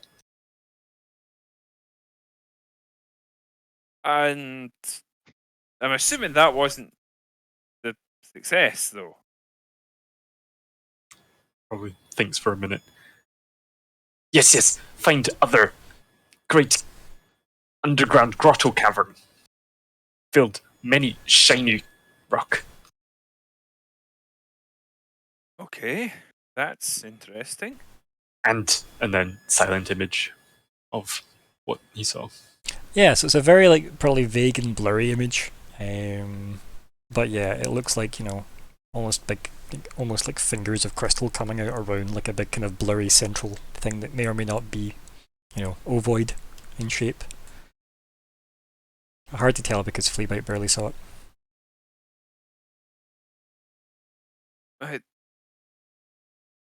It's unclear, but it does look like what we're looking for. And I think Fleabit will try and maybe extend it to the best of his 9 on the history with the Yeah, I think you get a rudimentary layout of what Fleabit could see from his bird's eye view, right? Yeah. But specifically the sort of the stonework of the stairs.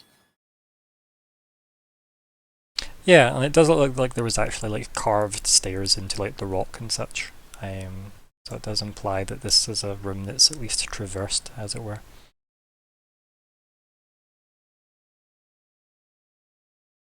The room may or may not be something like 190 feet by like 325 feet. If Fleabite wants to, fully quantify.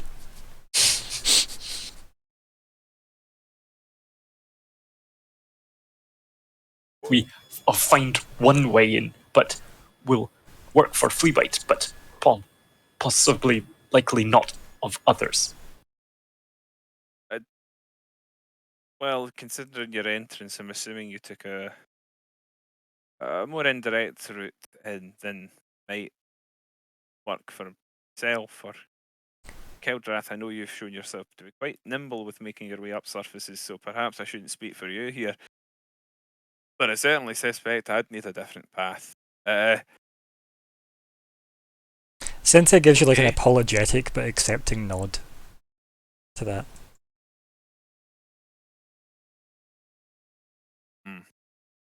That's all right. Perhaps there is another way. And if there isn't, I can make myself relatively unobtrusive.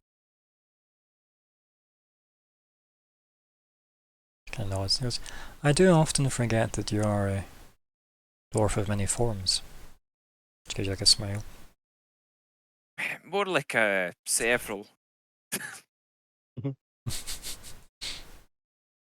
I suppose I probably could take on a greater range than I do, but really, cats will get most things done. Very useful form. She just smiles at that, and she says, sadly the route that we found to this location was not necessarily the safest that we could take, and it definitely seemed, from what Fleabite could gather, that there is a more direct route in. Involves less peril. Makes sense to take that one. But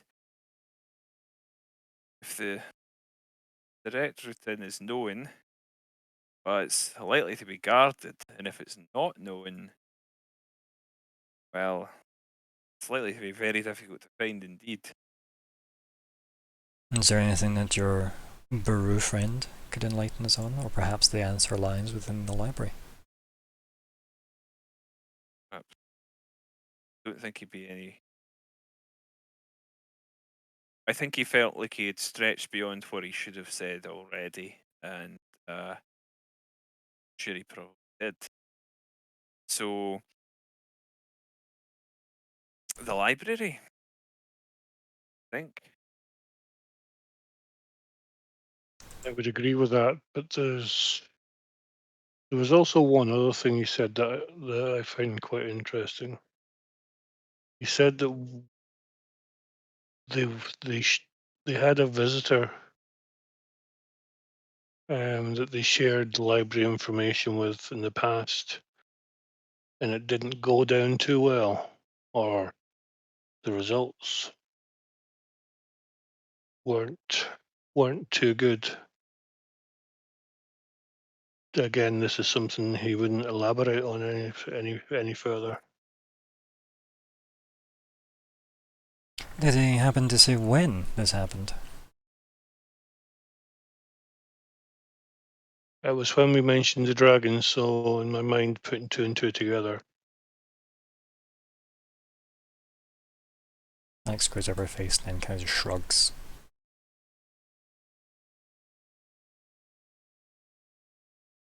Perhaps the answers lie within the library also. Perhaps they document visitors to the city. I assume we are not the first to come here.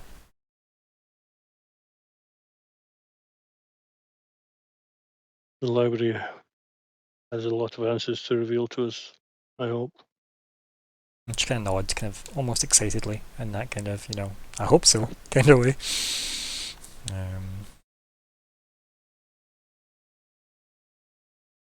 Anything else to add? Anyone to the scene? But just that well, I suppose we best find a way into the library. We observed the method of entry they used, but it didn't look easy.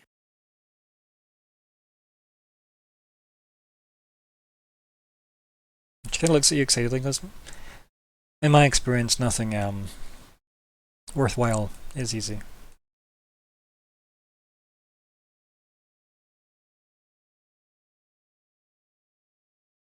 Do you want to roll insight on that? Okay. I will once I get that back open. There we go. That seems like that was a really painful statement for her to make. Just in Okay. general. Yeah. It definitely feels like there's a lot more weight behind that statement than, her like whimsy tried to carry it off with. So yeah.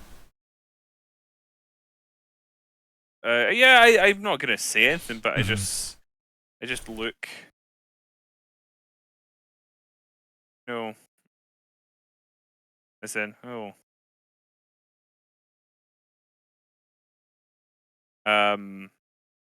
Just look for a second,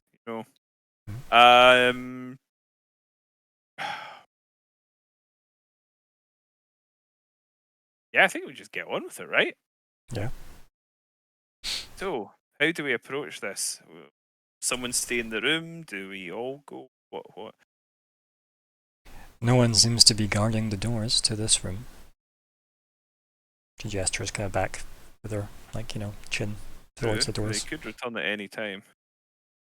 Have you been led to believe that your movements are restricted in any way? No, No. we haven't been led to believe that, but then I suspect that, well, I don't think there's anything much here for us to find as far as they're concerned. But if we did start milling about too much, that might attract their attention as They as in the Baru, or they as in their guests? more their guests, but perhaps a Baru to an extent as well. Gia nods to that.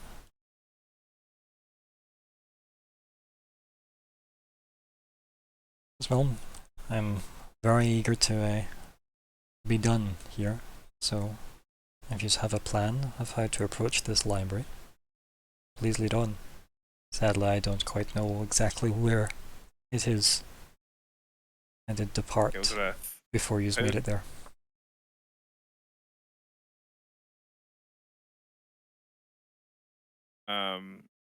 Just wondering whether we should go stealthily or whether we should just casually be walk down the brash. corridor, yeah. Yeah, just walk down the corridor as though. if we do so too openly, we're gonna have to, have a good excuse prepared should we bump into them. After all, we don't want to alert them to the existence of the library. How long are we estimating that it's been since we had the meal? Like, now? Hours, right? We're going looking for some food. Yeah, it's reasonable to assume that. I think we could easily say it's been 5 hours, I think, since the meal. Easily 5 hours.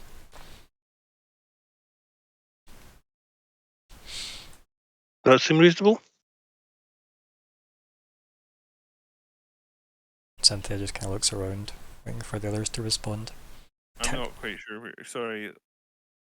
Keldrath's plan we is to go bump in- looking for food. That was his excuse for why you are wandering. Right. Okay. Sorry. Yeah. If caught, give us food. It has been a little while, but well, look, Cynthia, we were cautioned against. She looks between Fleabite and Uvanger, and she says, "Yes, I wouldn't necessarily think that that would end well if we were caught."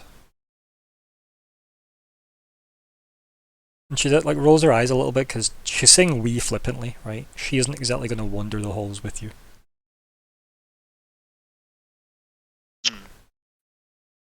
Remember, she's air quote not here. Oh, I know. But no, it's very So- valid. She did say to avoid eating anything they give you. So the options then are: one, I try and do a stealth roll. Vanger changes into a cat, and Fleabite does his best stealthy stuff as well. Or I hand the crystal off to Vangar, and he, as a cat, makes his way to the library while we stay here. There is a third option. Just mechanically speaking, anything the druid holds will shift with him into his form. I'm sure you can fill in the gaps. Mhm. Wait, I can hold a person?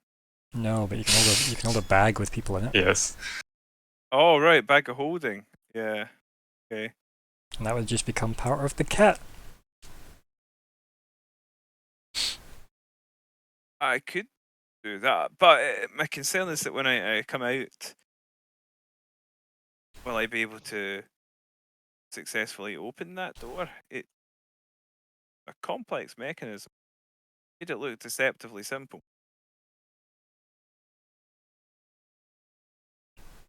I think I saw enough that I should be able to open it.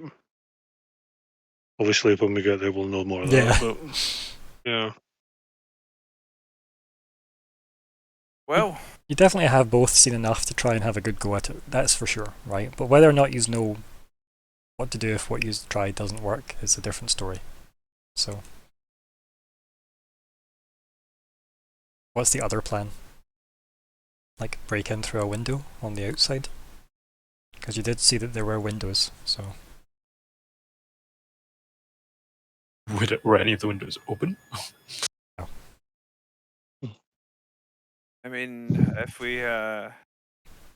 if you can find your way around to that window, I'm sure we can find some way to open it.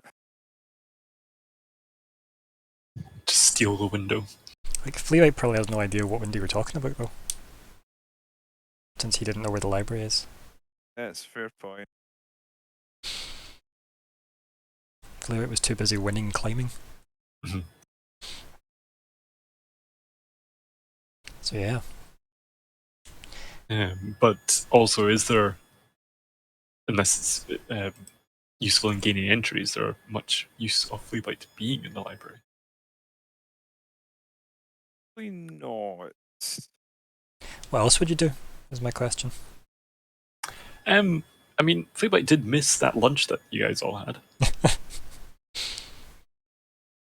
What do you intend to eat here?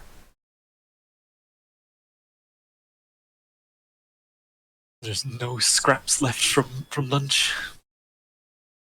I mean, doubtful. You could just eat good berries if you ask Vanger real nice.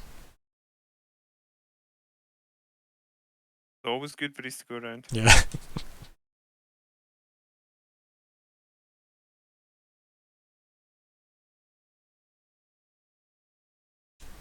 Fleabite could definitely go cooking whatever he has in his bag. Just kills himself due to the poisons. Oh dear. I mean, sleep is a valid dinner sometimes. Probably have worked up a fair appetite given the climb. Right.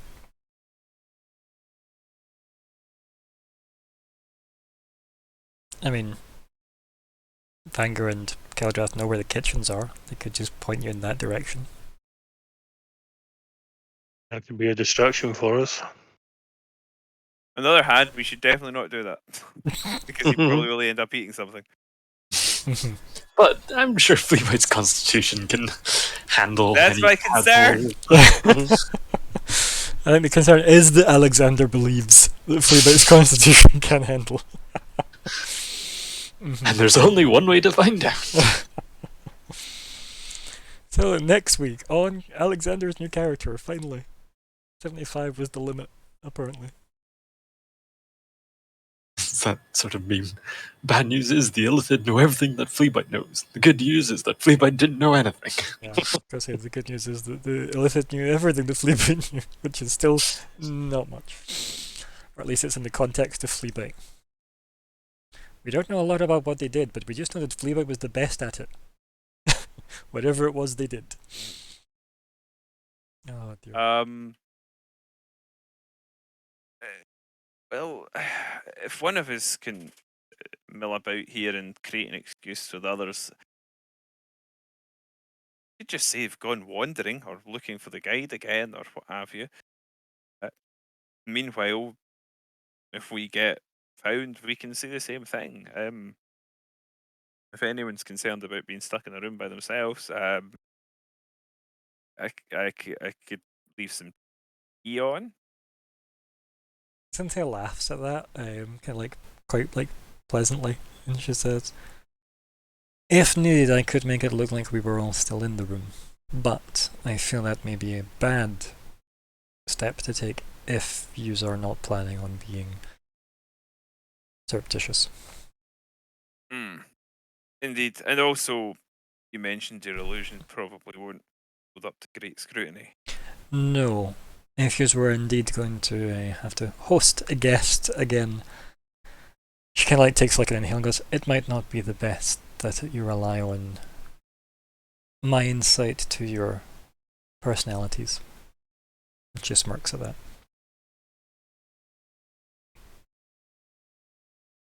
Like, I she think clearly some- picked Fleabite because he was easiest to mimic, probably. Yeah, the least human, really. We should have someone. I'm eager to go personally. Fleabite, if you're willing to stay here for a time, I think between myself and Keldrath we could perhaps figure out that lock. And once inside, you have some skills with language that would be useful. Just to pause you all there, Fleabite could go looking for the way into that chamber instead. I mean, you could, but then we're leaving the room empty again, and I'm Yeah. concerned, like, what happens when you find the room empty?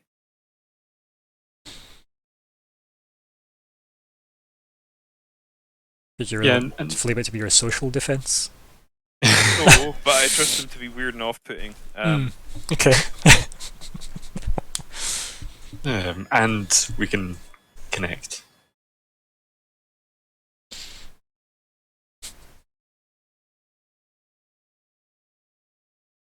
Something I was thinking about, should we actually use that skill in an area where we're... Yeah, concerned about psychics. Yeah, exactly. Yeah. Mm. Well, these are decisions you'll need to make. So let's have a little player agency moment just now and let's make all our decisions and then we can get on with the roleplay. So what is the plan? What are we doing? So we've got Vanger and Keldrath going to go looking for the library and try and get back in. That would be my vote, yeah. Yep, that seems like a good Yeah. shout. If you get caught, you say, "We're wandering." It's a perfectly good defense, right? Where we're so taken by the tour, we wanted to see more, or we're looking for Betuve, whatever, right? One of those seems good enough. I'll let you decide in the moment. Unless there's anything else you wish to alter about that, that sounds pretty solid. Like Cynthia's point stands, your door isn't guarded or Yeah. locked. You presumably expect it to go a bit. So, yeah. And it is just a case of what Fleabite and or Cynthia gets up to, because Cynthia obviously has to stay out of sight. Or at least she feels the need to, at least. Makes sense. Yeah. I think it's reasonable for her to stay out of the way. So, Alexander, your thoughts? Where do you think you are best utilised? I think it wouldn't hurt. I think Fleabite's best use, if he was in the library, would be as a being able to communicate quietly But if we aren't really wanting to use that, then his use in the library is pretty much nil. And if he's in the room having a cheeky wee short rest, he can be more useful later. A cheeky wee short rest. Yep.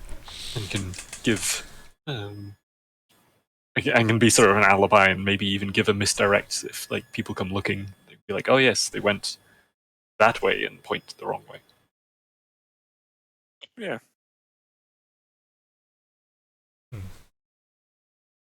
Bold. A bold choice. Any other ideas, or is that what we're going with? Because if that's what we're going with, that's a solid plan. So Yeah, I like it. I think, well, Mhm. obviously, depends, but I like it.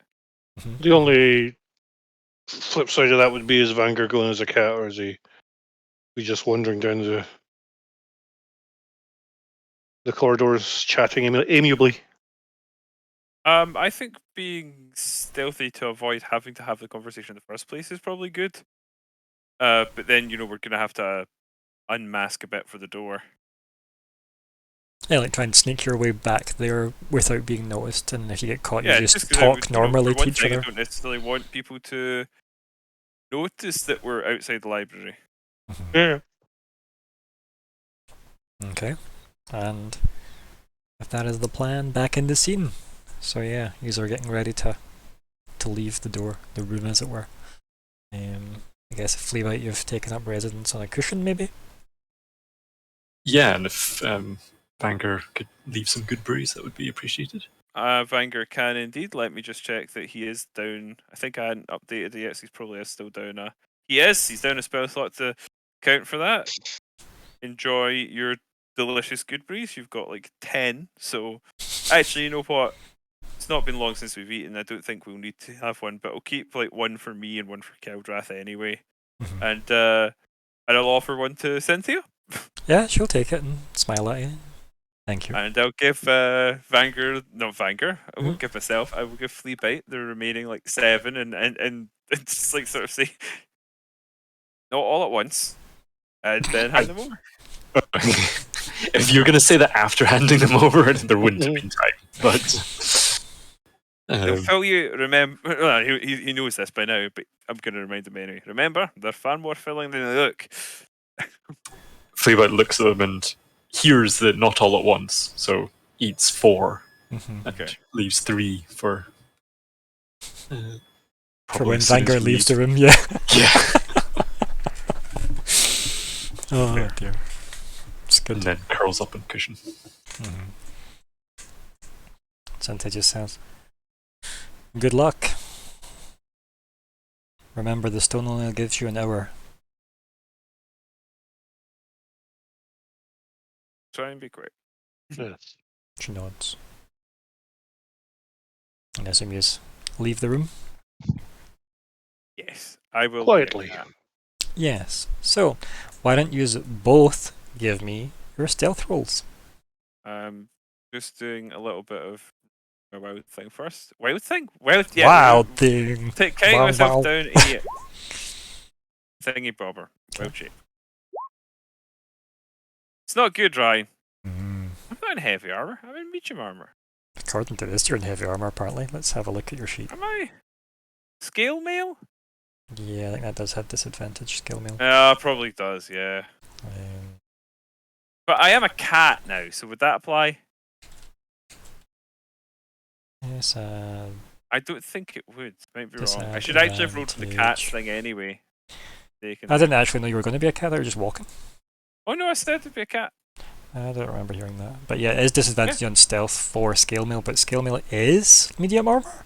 So Yeah. that's... I said I would be That is a weird thing. person, a dwarf again when I was at the door, but I would. Oh, that's fine. If cat, you want to do so that, you can anyway. roll as a cat. Yeah, roll using Okay, the sorry, actual stats. I completely forgot to open its sheet.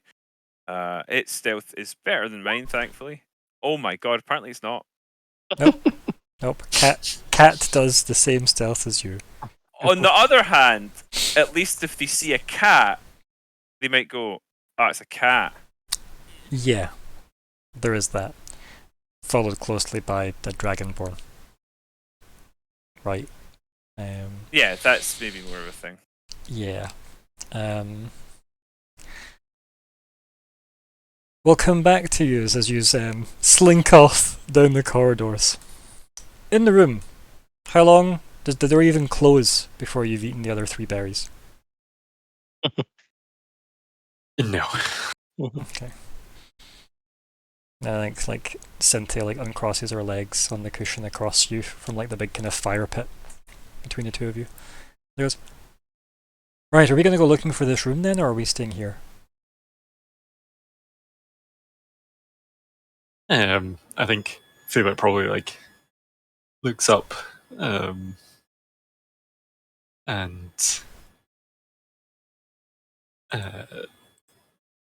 yawns probably.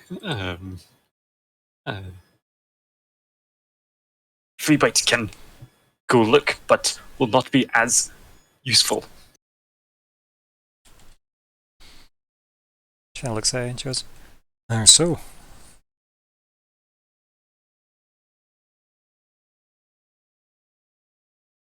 How to in character explain pact magic. When Fleabag barely knows about it. That's Fleabag sleepy. That's fair. I guess Fleabag will do a big stretch. Which direction face you think it be? She points up. She goes, I think it's above us. Based on how high we were before. What you know of mental thought talk? She makes a face. And then stares at you. And then she says, enough. And just gives you a smile. Think that if we do, that others will hear listen? Let's pause you here. Were you going to do that with Vanger and Keldrath? Because they have wandered off. Yeah, I considered it, but didn't. Okay. But now that I've got a chance just to ask Cynthia if she thinks it's possible. And she says, and kind of shrugs, or I'll pause what she says just now and say, good night, Siren. Indeed, sleep Good night, well. loyal viewer. Yes, indeed. Sleepeth well. But yes, Cynthia then says, I think it's a risk we have to choose whether or not we're willing to take. It did not seem that 10th was able to glean anything from us, or the subterfuge at the dinner that we had. Or the meal, I think I should say, that we had with him. But that's not to say that he was not able to cover anything that he was aware of. She narrows her eyes because she knows she's already spoke way over Fleabite's head. You know, did they know that you know that they know that you know? You know, it's a bit much. Because Fleabite didn't even know about. Yeah, none of that. Yeah. Fleabite was climbing a fucking mountain at that point. So yeah.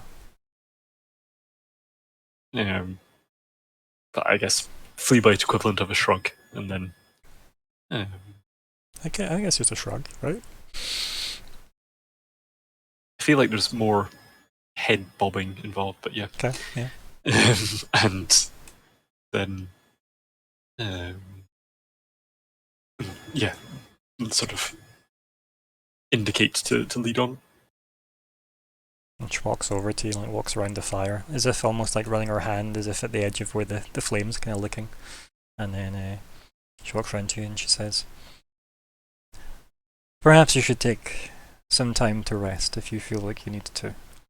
She rubs her hand through your fur, and she pulls out of her pocket just a little kind of handful of sand that she then blows in your face, and she casts catnap on you.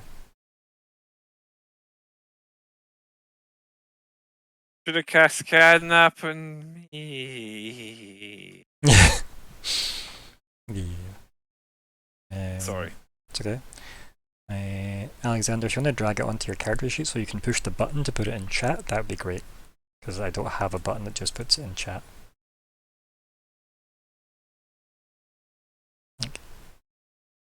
Sadly, it is annoying. Got it? I've got it, but I have not succeeded in. Ooh, ooh, ooh, ooh. Are we almost there?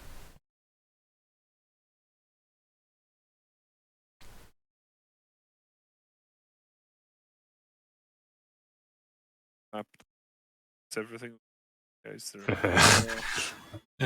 Nope, it's not working. Okay, so let me get your sheet open. Alright. It's probably going to be like 5 times somewhere. That's okay. We'll find out. Right. Never send a player to do a GM's job. That's all I know. Yeah, especially like this is spell stuff. Yep. I know.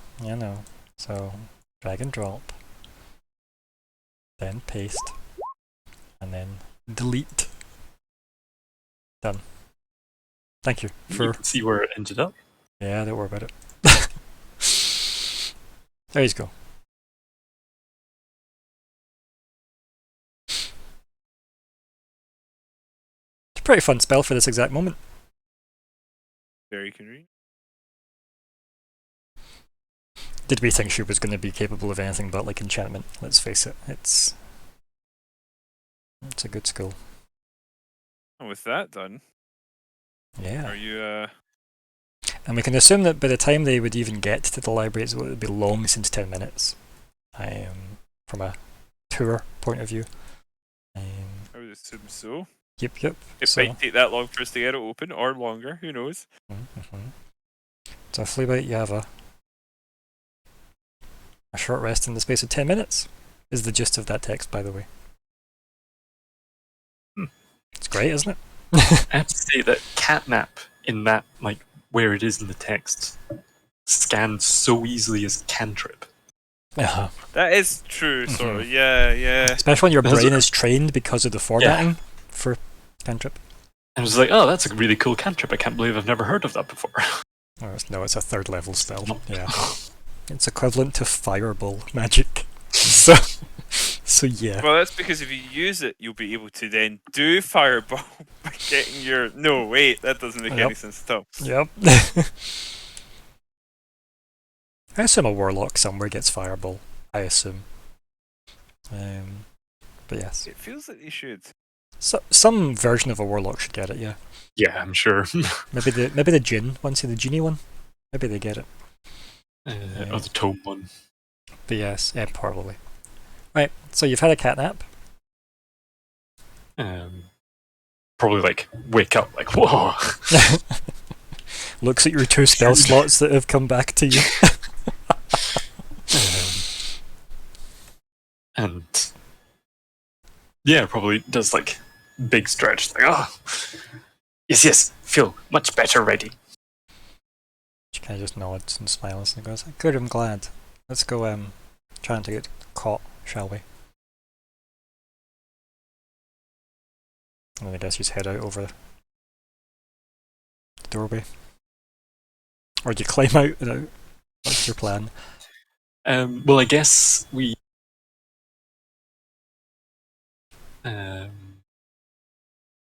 Well, yeah, we're like here or something, aren't we? Yeah, so And we want to be like here. you're like, see that big archway that like comes from the big kind of like viaduct thing? Mhm. You're like, your balcony like is somewhere in there, in that region. Yeah. And then you've climbed obviously all the way up. And you kind of guesstimate that between like this entranceway and like where yous were, roughly halfway is maybe the level that this the bottom of that like cavern was. And just probably like snuck in from like a way up here somewhere, so like you were like looking all the way down into. Yeah, I guess like we'll obviously have to find our way inside at some point, but we. So do you want feel to? like I think the job, like the decision here for like Fleabag is wander around the level you're at. I was pinging there. That's like, so wander around the level you're at and try and find your way up, or climb up, maybe try and go in somewhere, and find your way like down. Yeah, I think climb up seems the way that Fleabite knows. Like Mhm. we know we have to get somewhere here. It's somewhat more familiar territory. But given the almost like, I guess, palatial balcony, I guess is maybe the Denethor area. Like, it depends how much you think this place would be like populated and or guarded, right? That's just a decision like Fleabit will have to come to, unless you think wandering around wherever you've been put and working your way up would be less problematic. But that is definitely a decision that Fleabit will need to come to. Yeah. Oh no, I think Fleabit will just go the outside. Yeah. It's a known quantity. Mm-hmm. There could be any amount of people before we get there, and we'll have to be around there at some point anyway. So. Okay. Genta gives you a good luck look.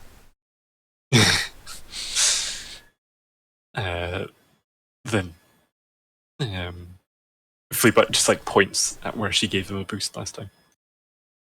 Yeah. Like motions. She smirks again and like assumes the position. Puts her hands together to allow you the boost up again, and kind of like leans herself back over the balcony. Zoom. Okay. Give me that roll.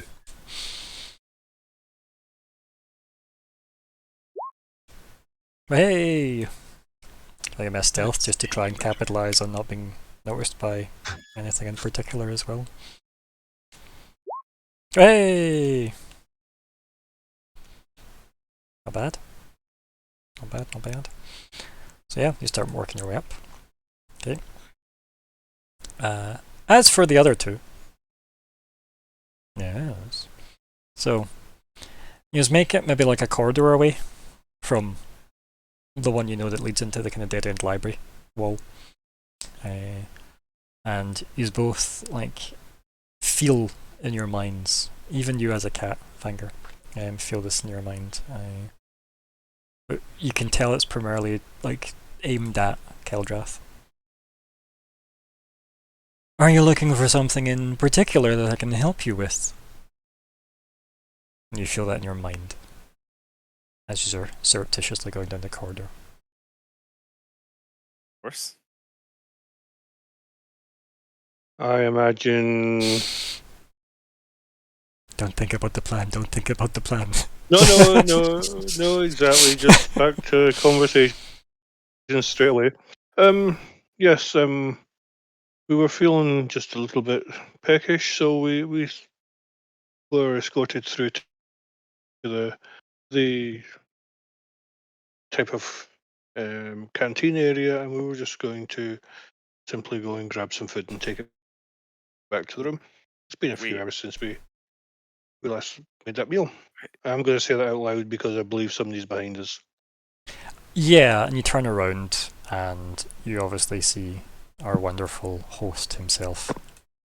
10th. I would take a second before I do, and then I'll turn around, and then I'll meow. And then, like, the body language doesn't move, but the eyes do, and acknowledge the cat, and then look back up as if, you know, just noting that there is a cat. But clearly, he isn't, like, paying you any more attention than you would a cat in a corridor, right? I'll keep on walking then. And then I think 10th then does that weird uncomfortable chuckle physically, and then says, were you trying to follow that creature to prepare as a meal, or were you looking for something more substantial? Yeah.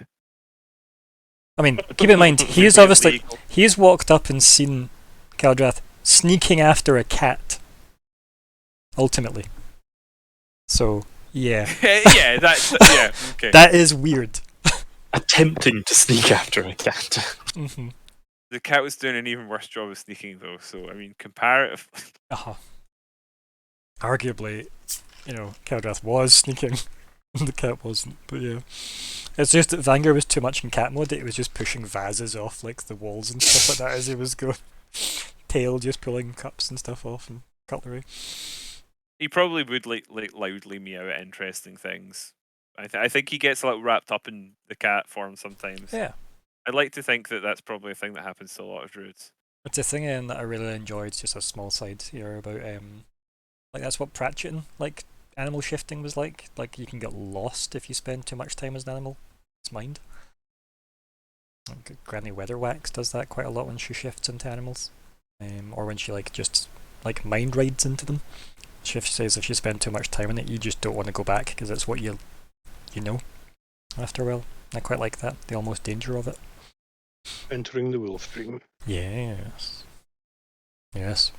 So he replies like that, as if were you about to try and catch a cat to eat?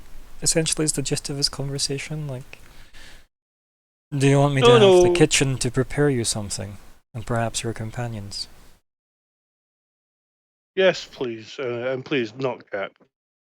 Cats are considered pets amongst most of our civilizations, and this one was making a lot of noise, and I just thought we're guests here. I didn't really want to have anything broken, so I was just going to chase it away. He cocks his head to the side and he says, "Pets, so you subjugate them." No, there are certain animals. He waves his hand in front and he dogs, goes, "I think I understand." they live with us. We'll leave it at that. As one of the family in most occasions. Yes, I find symbiotic relationships beneficial. When both creatures, animals benefit, yes, they can be. He just stares and says nothing.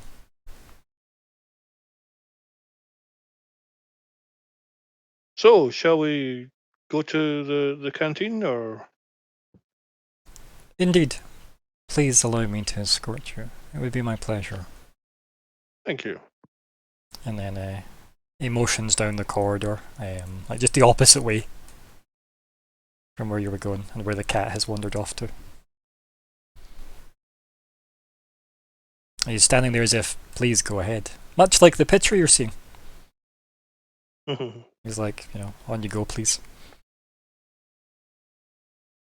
I take you head off that way. Well, I would like to consider something else first. What if I punch him? No. Well, there is that, a quick stun. We didn't say this. Okay. Or did we? Don't know. I know I'd kind of mentioned it. Did I give the gem to Vanger? I mean, we didn't mention it, but it would make Oh, sense. I thought you did. Did he mention it? I can't remember, but I don't really mind who you gave it to. I'm more than happy to have taken it. Yeah. Well, the option was I've either given you it or I'm looking for a plant pot to sneakily drop it into Well, how about while then, we're walking away. If you don't have any strong beliefs about what you did, you can always roll a d20, and if it's a 10 or higher, you can just tell me what happened. How does that sit with you? If you don't feel strongly. Okay, so you have it. Right? Oofed. So I have it. It's okay, but So in that case, you could do a sleight of hand if you want. Right, well, that's exactly where I was going. do a sleight of hand and we can see if... This is bold. Oh, I love it. Mm-hmm. I don't. Oh, okay.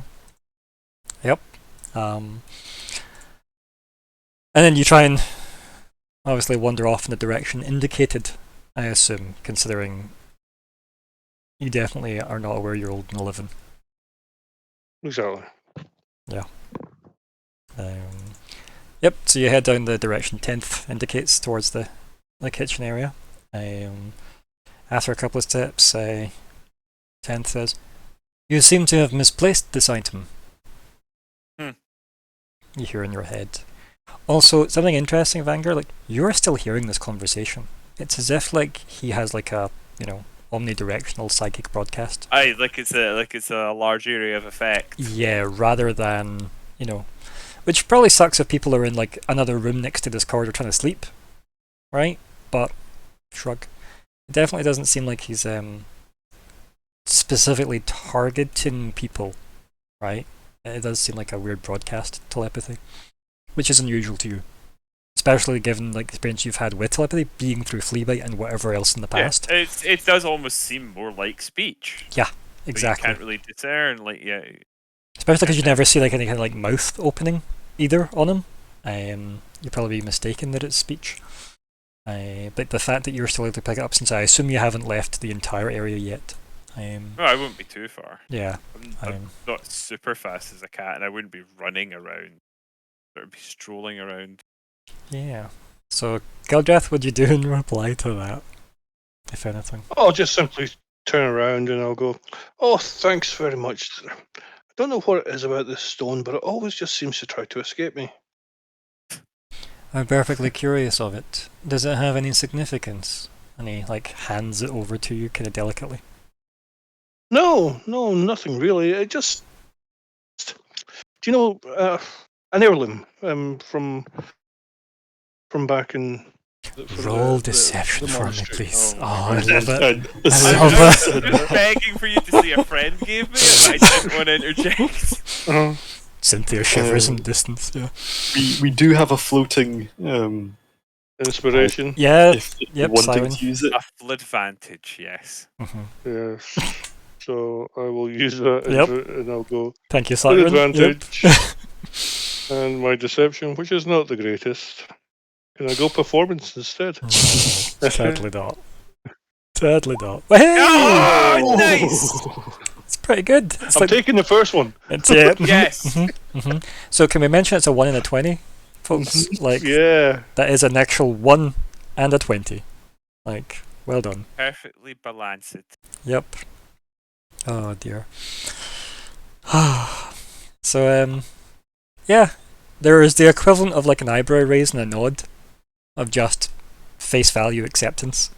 And then, as I said, I'd already kind of handed it to you, and he can folds his hands behind his back as he walks with you and says, "Yes, I do find items of historical significance interesting when we encounter other cultures. Many people have such attachments to physical objects that they deem full of memory. Is this the case with your kind?" Oh, definitely, especially from the monastery. As we discussed back over our meal, the monastery I was brought in was destroyed. Yes, by the Very Gith few- you by the mentioned. Gith, indeed. There are very, very, very few things remained whenever I went back to it, and this was one of them. So I tried to keep it with me, but as I said, whether there is anything imbued in it, I don't know. But it just always seems to fall out my pocket, or from my robes. How worrisome an object to carry with you. The strange thing is, as you just done there, somebody always seems to return it to me. So again, I'm grateful. Okay, for this. he nods and he says, "I am thankful I could have been of assistance. It would be painful to have learned that you lost part of your history if I had failed in my vigilance." Oh, again, I am grateful, but it would not have been your fault. It would just have been one of those things. And as I said, I have no doubt it would have found its way back to me eventually. I do find it interesting as well that it seems like your concerns over losing such a significant item seem to have dwindled over time. Perhaps you have become used, or familiar. You've become familiar at the possibility that you may be parted from it. How curious, indeed. Indeed. It is just one of those things. In my heart, I know it is part of my past and possibly part of my future in some way, but ultimately it is just a stone. If it is so troublesome, perhaps it should be set down somewhere of significance to you and left. Maybe you're right. Maybe I will travel back to the monastery and leave it where I found it. I have found in my travels that most monastic traditions try and distance themselves from attachments. Not all, but most. And perhaps the stone is indeed trying to teach you this lesson.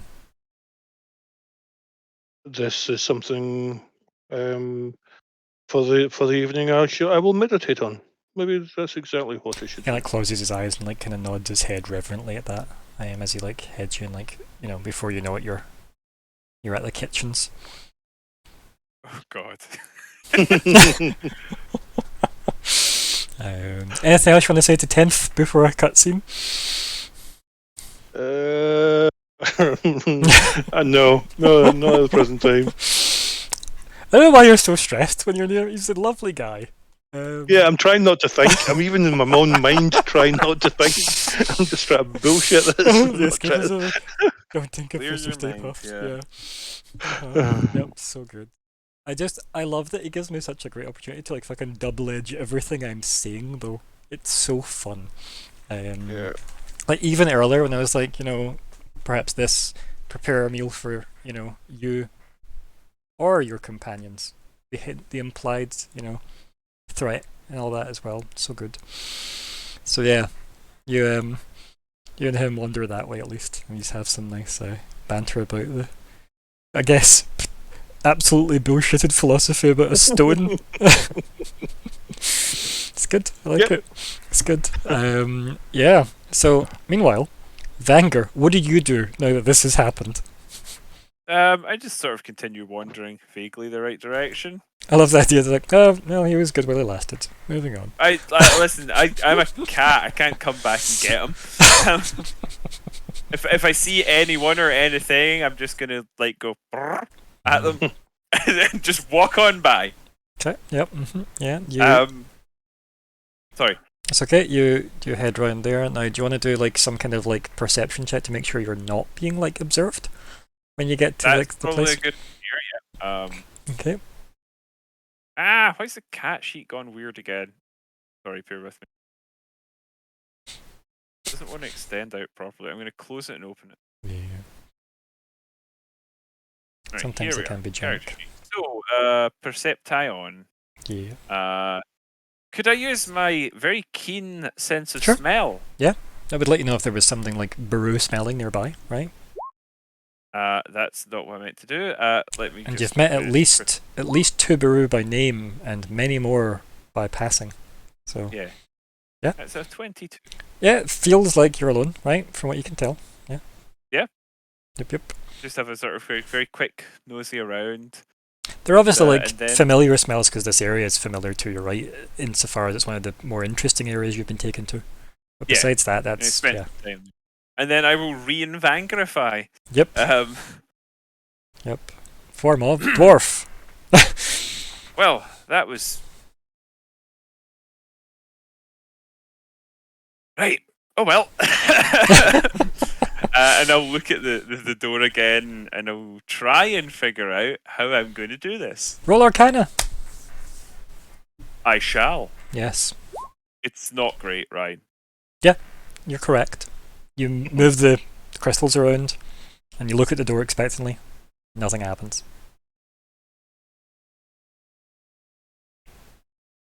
Could I use history to remember?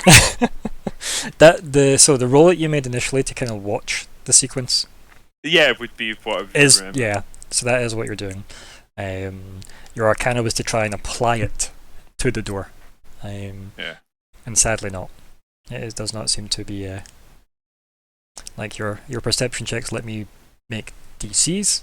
Your DCs have then been established. So for example, Keldrath might be slightly lower than yours, but yeah, you've moved them to what you think you did, but no, nothing happens. Well,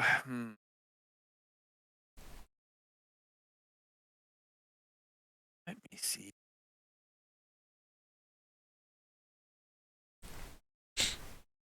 I think he's just going to take a moment and try again. So, without like an inkling as to what you're going to do, how would you justify another roll? You'd need to include new info, right? So, what are you going to do to get new info? Okay. Does that make sense? Like, not being able to do it doesn't mean you say waiting and doing it again would work. You need to justify what No. would have changed mentally from to like, oh, what if I did this instead? So give me a reason to let you roll. Well, yeah, I mean, obviously he knows he hasn't done it correctly, so he'd sort of be dwelling on what exactly he did do and trying to sort of logically work through, well, what combinations would have been close to what I did. Could I do an investigate? Maybe try and could I work it that way. Sure. But, sort of like, could I have mistaken a 1 for a 2 Yeah. sort of thing? Okay. It's not better, Ryan. It's worse. But you're looking at it and going, now you're not sure if these were the original like formation anyway. Maybe it looks like you've just used the combination to close the door. Because that's what you've seen him do. Right? Right. So, yeah, okay. I'm like, oh. Which implies they weren't aligned to have opened in the first place, right? May have been a separate.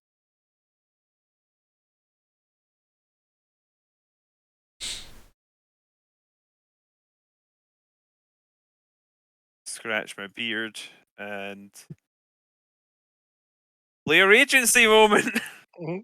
Does anyone have an idea of what I might be able to do with what I know to try and improve this situation? Let's go, players. Turn the door into your new staff. It's a good idea, but I don't think it'd work. A bit heavy as well.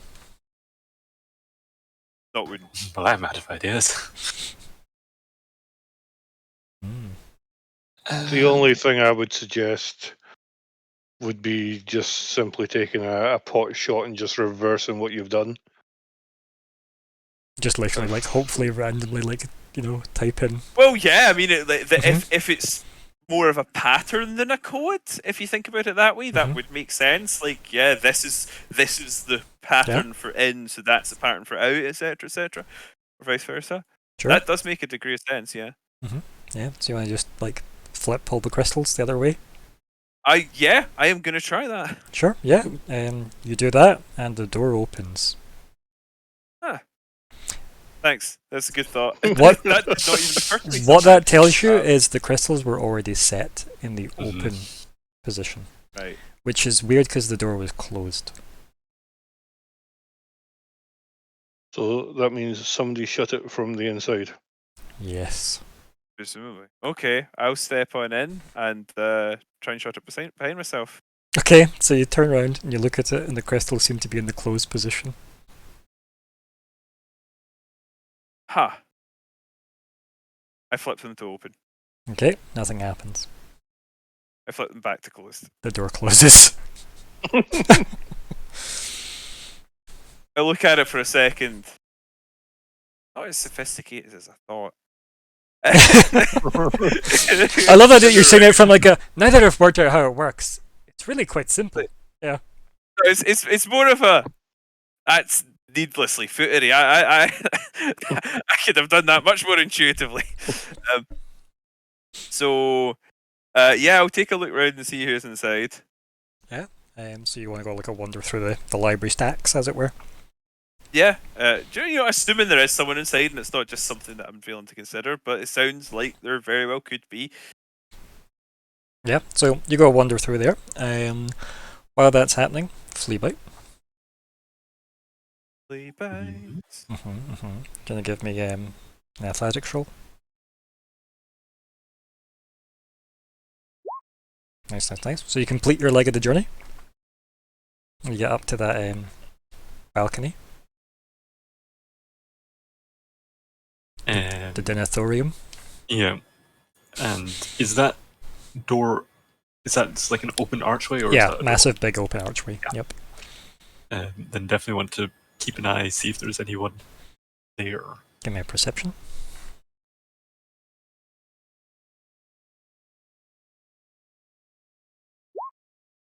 It seems completely clear.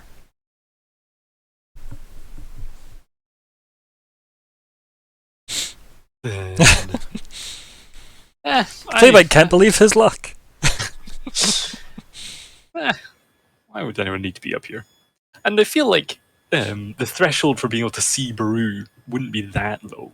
They are large, yeah. Are they mechanically No, large? mechanically no, but they may as well be for Fleabite, who is mechanically small. Mhm. Okay, okay, sure.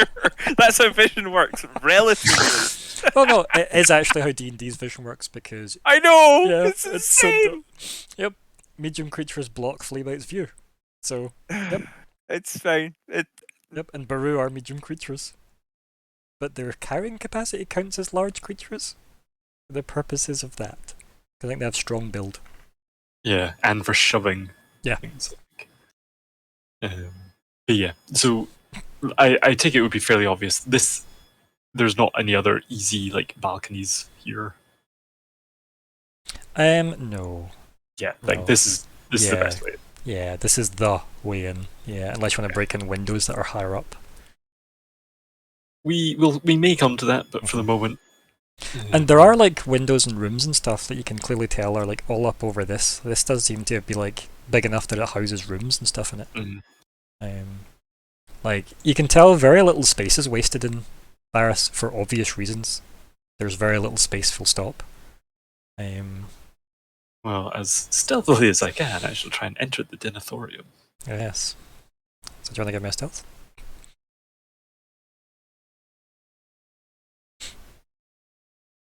Hey! Oh. I love how that's like Nice. 1 over the DC for near impossible. Isn't that great? So yeah. So that's nearer impossible for stealth. Yep, so for whatever reason, Fleabite is, part marble, I guess, now, as he moves through the rooms. Yeah, what do you do that you're in and you feel like you're not observed? I love the combination of like maybe not noticing that there are like many Yeah, Baru there, but yeah. also them not noticing you because of how good you are at sneaking anyway. And that is always the way with Fleabite. It's so perfectly Fleabite, yeah. He can hide, you just can't tell if people are there. Yeah. Doesn't know that people can't know he's not there. Yeah. I'll add damage to our health or something like that. Yeah. I think I would try and aim for that central sort of location. Yeah. Head deeper in. Do you want to roll? Do you want to give me a investigate or like maybe a survival for navigation reasons? I think survival makes more sense. Okay. Okay, yeah, so you start making your way through there. Can you give me a... I'll let you choose history or perception with advantage.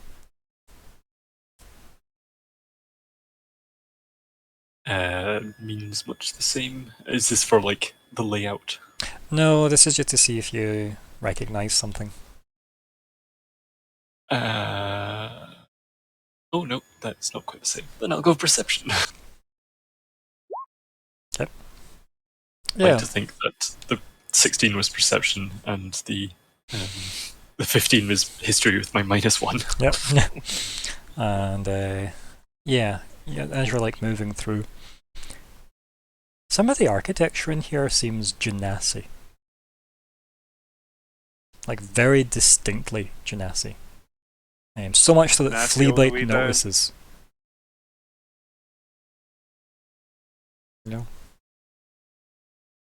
That's odd.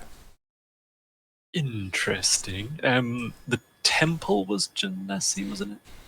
So the monastery that Keldras. Keldras was from, yeah, Yeah. it was originally Yeah. Genasi, yeah. That's what Vanger had learned from like his stonework. Mm-hmm.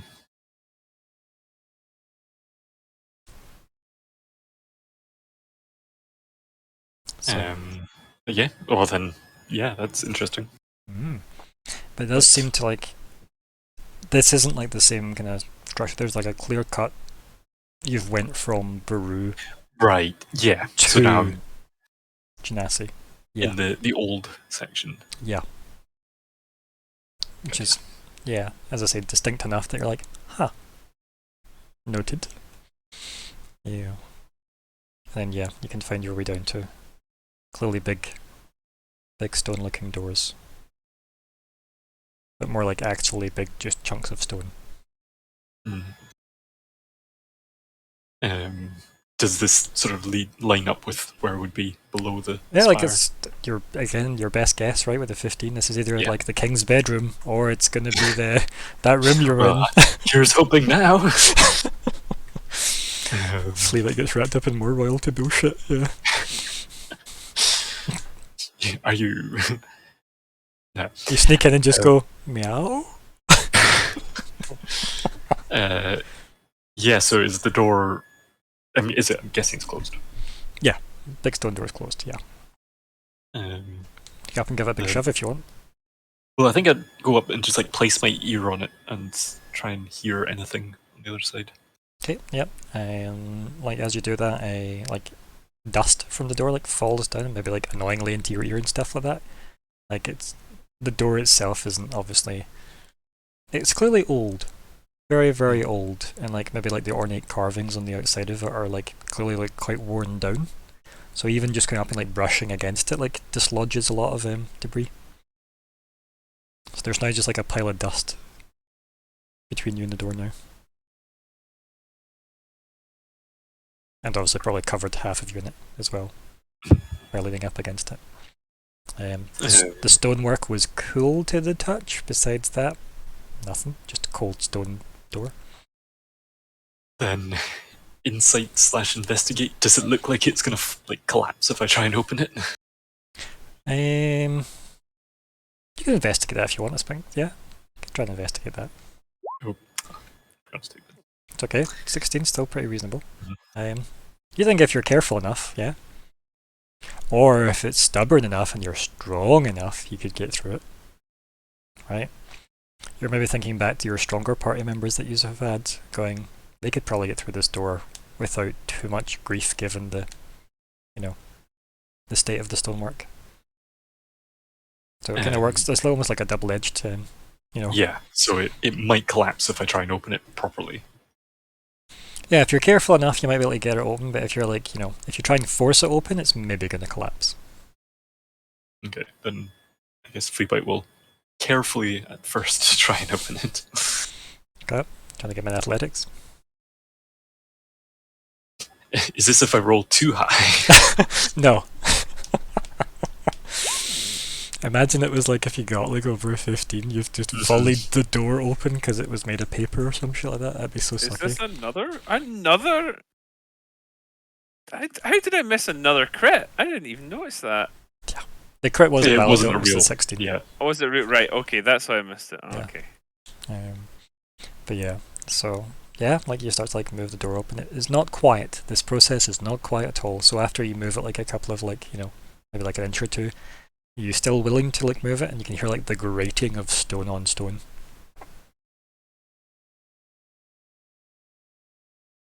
Like to give you an example of this, it's like an organ starting to like bellow levels of like noise. Not like an alarm, just like this place's acoustics don't help this process. Almost like opening this door was probably a sacred thing. So it let people know it was being opened.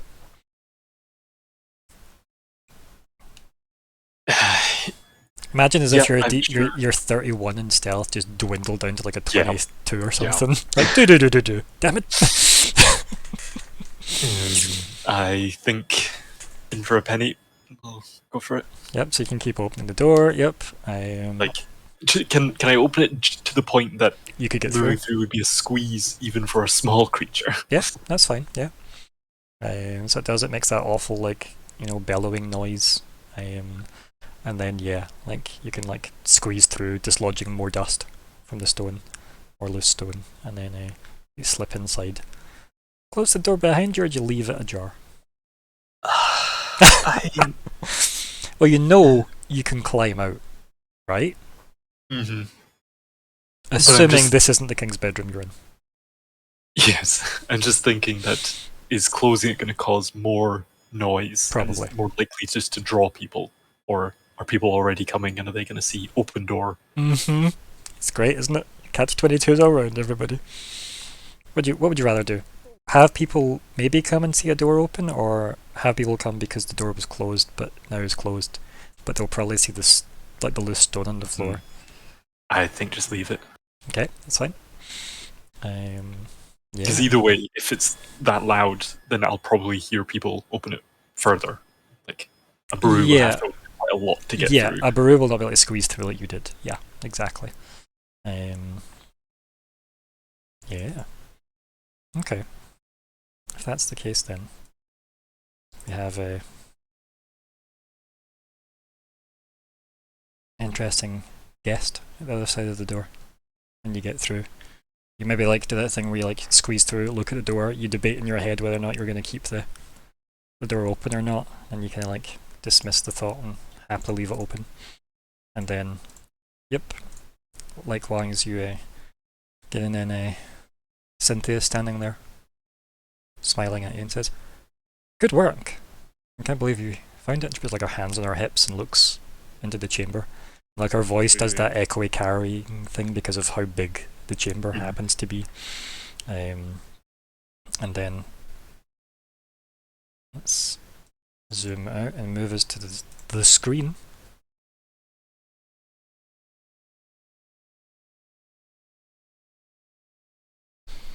If we all have a nosy here. Ooh. So I'll move us to... It's the pixel zone! No, I can see it now. Yeah, just give it a second or two for it to I actually... can see the pixel zone that is. No, I can see it. It looks a tiny bit like an embryonic Godzilla. So we have a... I'll just make this... Kind of a dragon. So we got Fleabite. Yay! We got Cynthia. Yeah. Yay! And as I said, if we look at the rest of the chamber, we have that thing in the center, kind of majestically pulsing away. That's where we end the session, folks. Boom, boom, boom. It's a lot more Zerg-like than I was expecting. It reminds me a little of like the larval form of Shin Godzilla, if you've seen that. I have not. Sadly. Let's assume not. It's, listen, it's a decent movie. The bits of it that aren't just Japanese nationalist propaganda. Speaking of nationalist propaganda, what do you want to call this session? I had a session name that I thought was actually very good, and I don't know if it's going to be completely lost on everyone, but At the Mountains of Mammoth. Yeah, it's reasonable. GIFs are not applicable to session titles, Alexander. Unfortunately.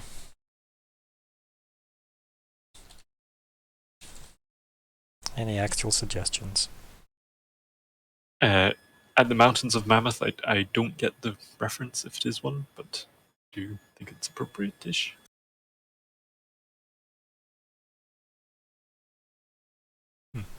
I was trying to think of a more shorthand way of Vanger's sort of disdain for the door.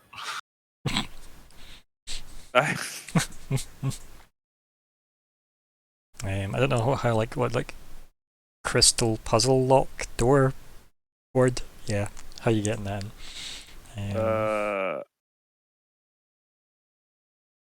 The quest for the crystal door. I've got what's it? Facetious facets. The best I can come up with.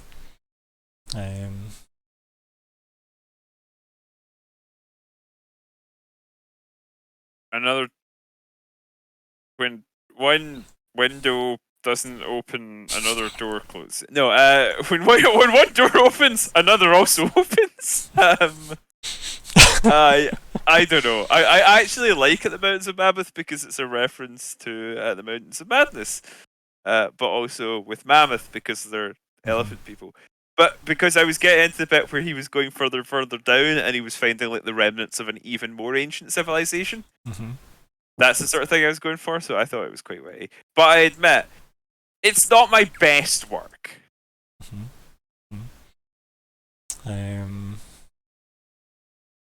Struggling this week. Yeah.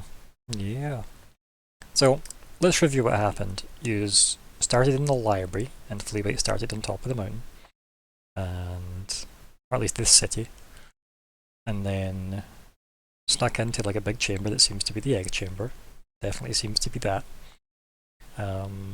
Then you guys learned a bunch about, Baru history, I guess, or at least the teasers of Baru history and the migration and such. Yep, then you were caught by 10th, sneaking about. You discussed a completely made up philosophy about a rock. Yeah. And then Fleabite solved the easiest door puzzle. It was just pull was the answer. It was like one of those door puzzles where people have put the signs on the wrong way. Never encountered that. I have. I was planning on lifting from the top next years. Oh dear. Yeah. What else happened? Was there anything else like major reveal-y? Not really. Yeah. Mostly just lore. Ultimately. More teasing of lore. So yeah. Sadly I don't think Siren left us with a parting suggestion either. Parting shot. What about? I don't know. Do something with the stone. A rolling stone. Something like Bob Dylan related. We could do something.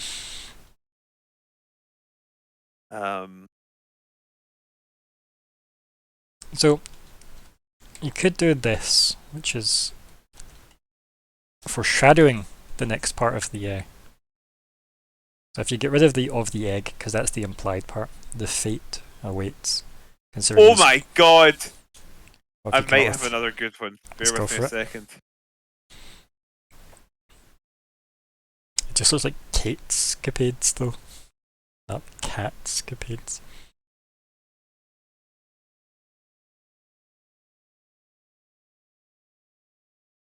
This is a terrible pun, but I'm very pleased with it. Oh my god. I mean, it's just really lengthy. It's also a pun on a book that I'm probably the only one here who's read, because it's not a super well-known book. It's reasonably well-known. I think it was shortlisted for something or other. It doesn't ring any bells in my head, so And then we came to the end. Bell ringing here. yes. It's- So nice. How dare it's a good book. It's worth reading. It's very funny. Okay. I don't have any more egg puns. I don't think.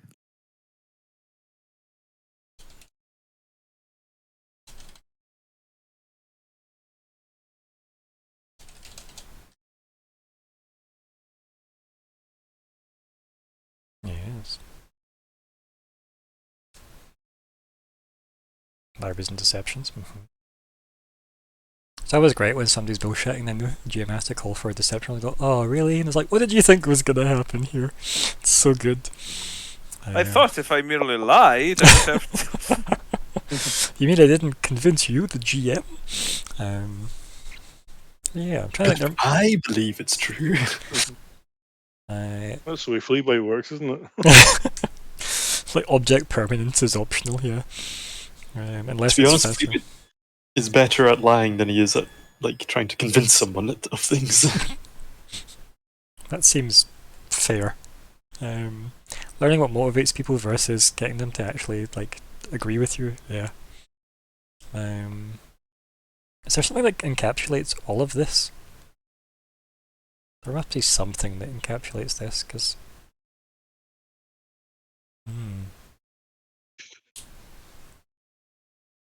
Yeah. Now you do realise your mistake though, is that you just let. Well, Fleabite was unattended for a long time, and he was the only iffy one about deciding the fate of the egg. I mean, we kind of didn't think he would just go and do that while we were away. Through the however many episodes I've been in this one, many discussions have been about separating the group, and we haven't been together for. for about Yep. 3-4 weeks. Yep. Okay. Well, one of them is winning because it has a vote so far. It's a terrible pun. I think we've had worse. Oh yeah, definitely. I think most of the suggestions here are terrible puns. Honestly, catnapped is my final suggestion because I think that's like a pithier form of your suggestion, Felipe. I think, yeah, catnap and something. I couldn't think of a better like something. even just napped, because that implies kidnapped, like Keldrath's being wandered off to the kitchens, being apprehended. I know, but that's exactly. It's ambiguous, Ryan. So I've added It gets napped people going. as a much more efficient suggestion. And it's a... Or Yes, indeed. Or napped could also refer to the stone. oh wow, yeah, well done.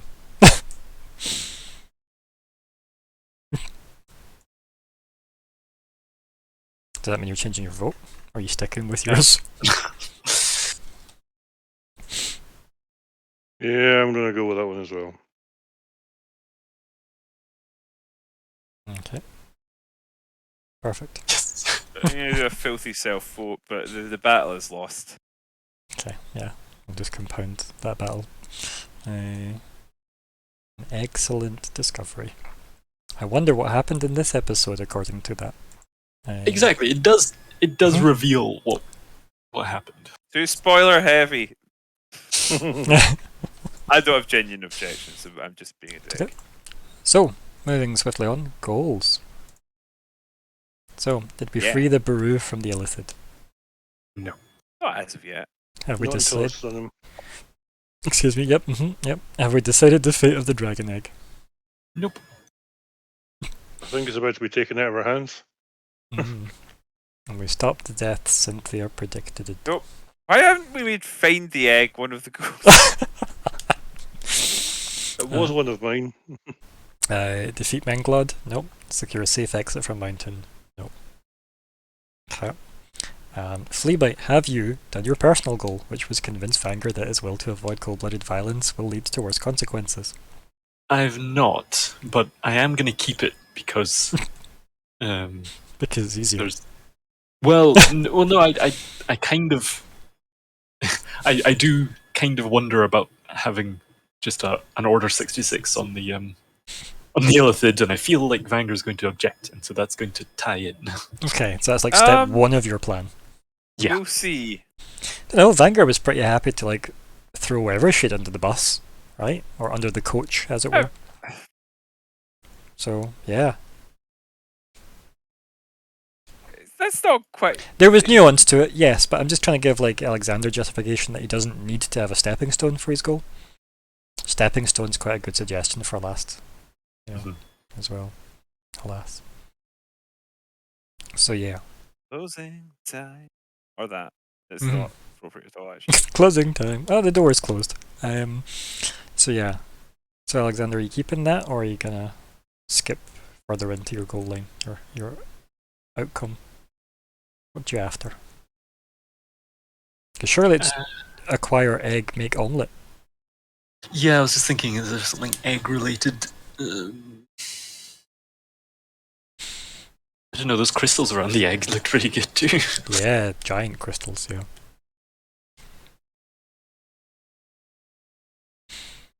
I think I'll come to regret it, but I'm going to keep this one for the moment. And Vanger. You haven't yet obtained a new suitable staff. I haven't. And you know what? Maybe I won't next session either. Okay. But in time. So you're going to keep that as your goal? For the time being, but I may have a rethink. There's nothing library related you want to I'm have? trying to think of something specific because I don't really know what I expect to find in there. That's the trouble. My initial thought was maybe there'll be some secrets about the dragon egg, but at this point, do we even need that? But I'll still have a look, but what I'm thinking more is leaning towards the Genasi aspect.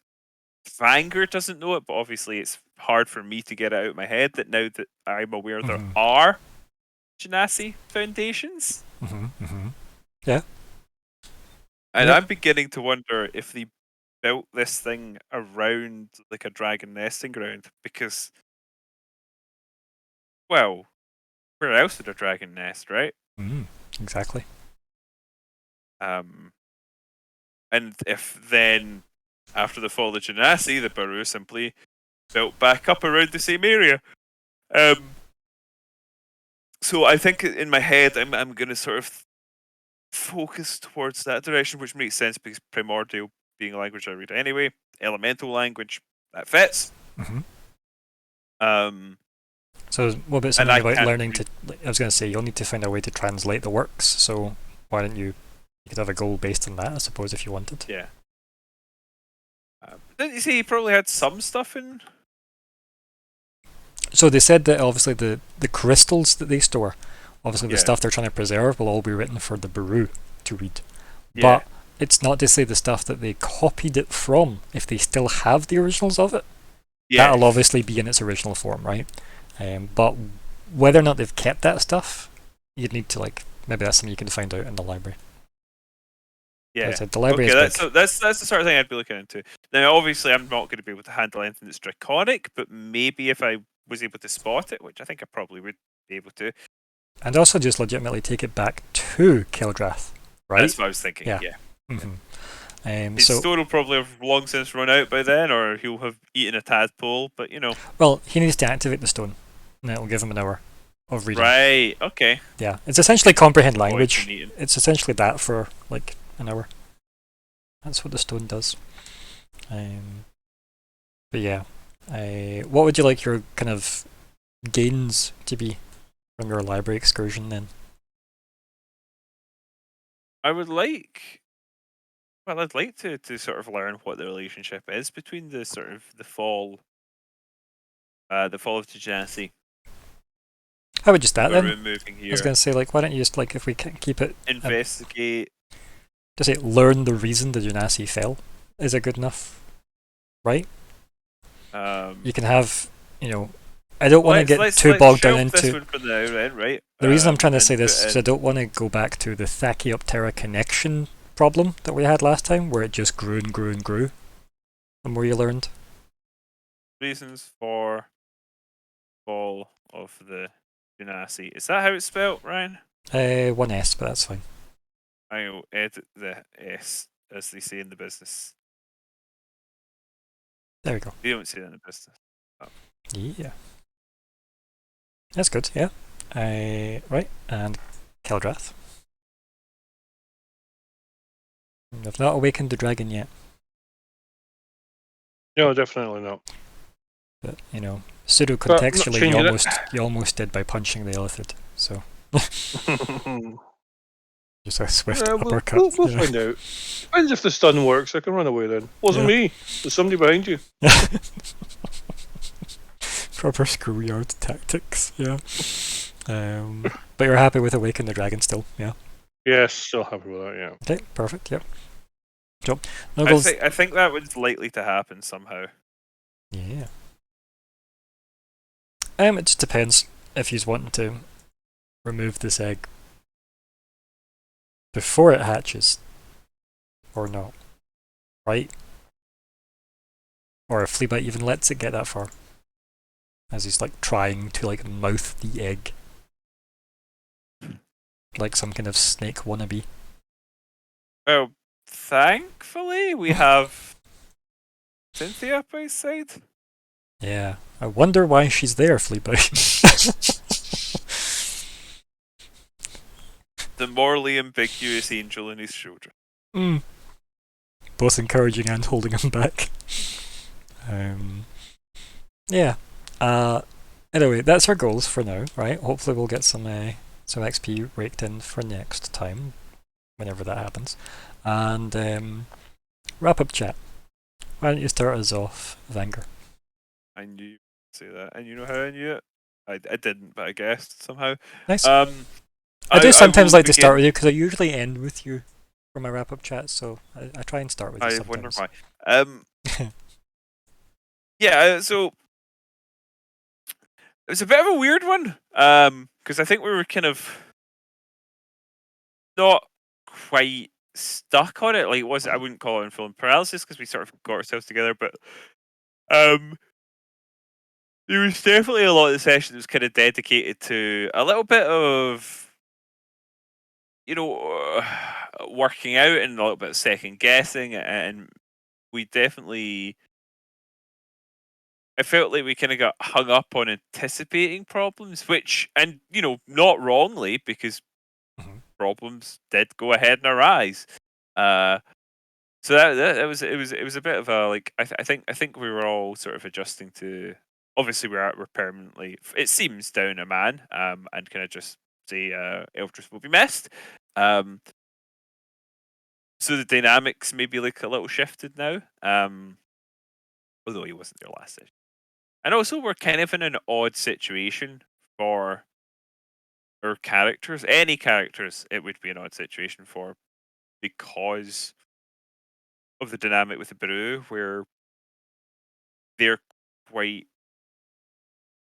well. At least the one we've interacted with the most, the one we've interacted with since in here, really has been clearly quite ambivalent about having us there. Mm-hmm. So it's been interesting because it's difficult to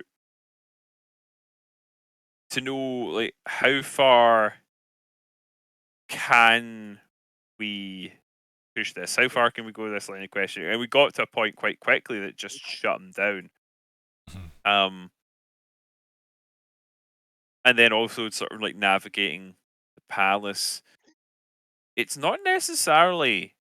I mean, my cat form turned out to be pretty useful, but it's not necessarily in our natural wheelhouse.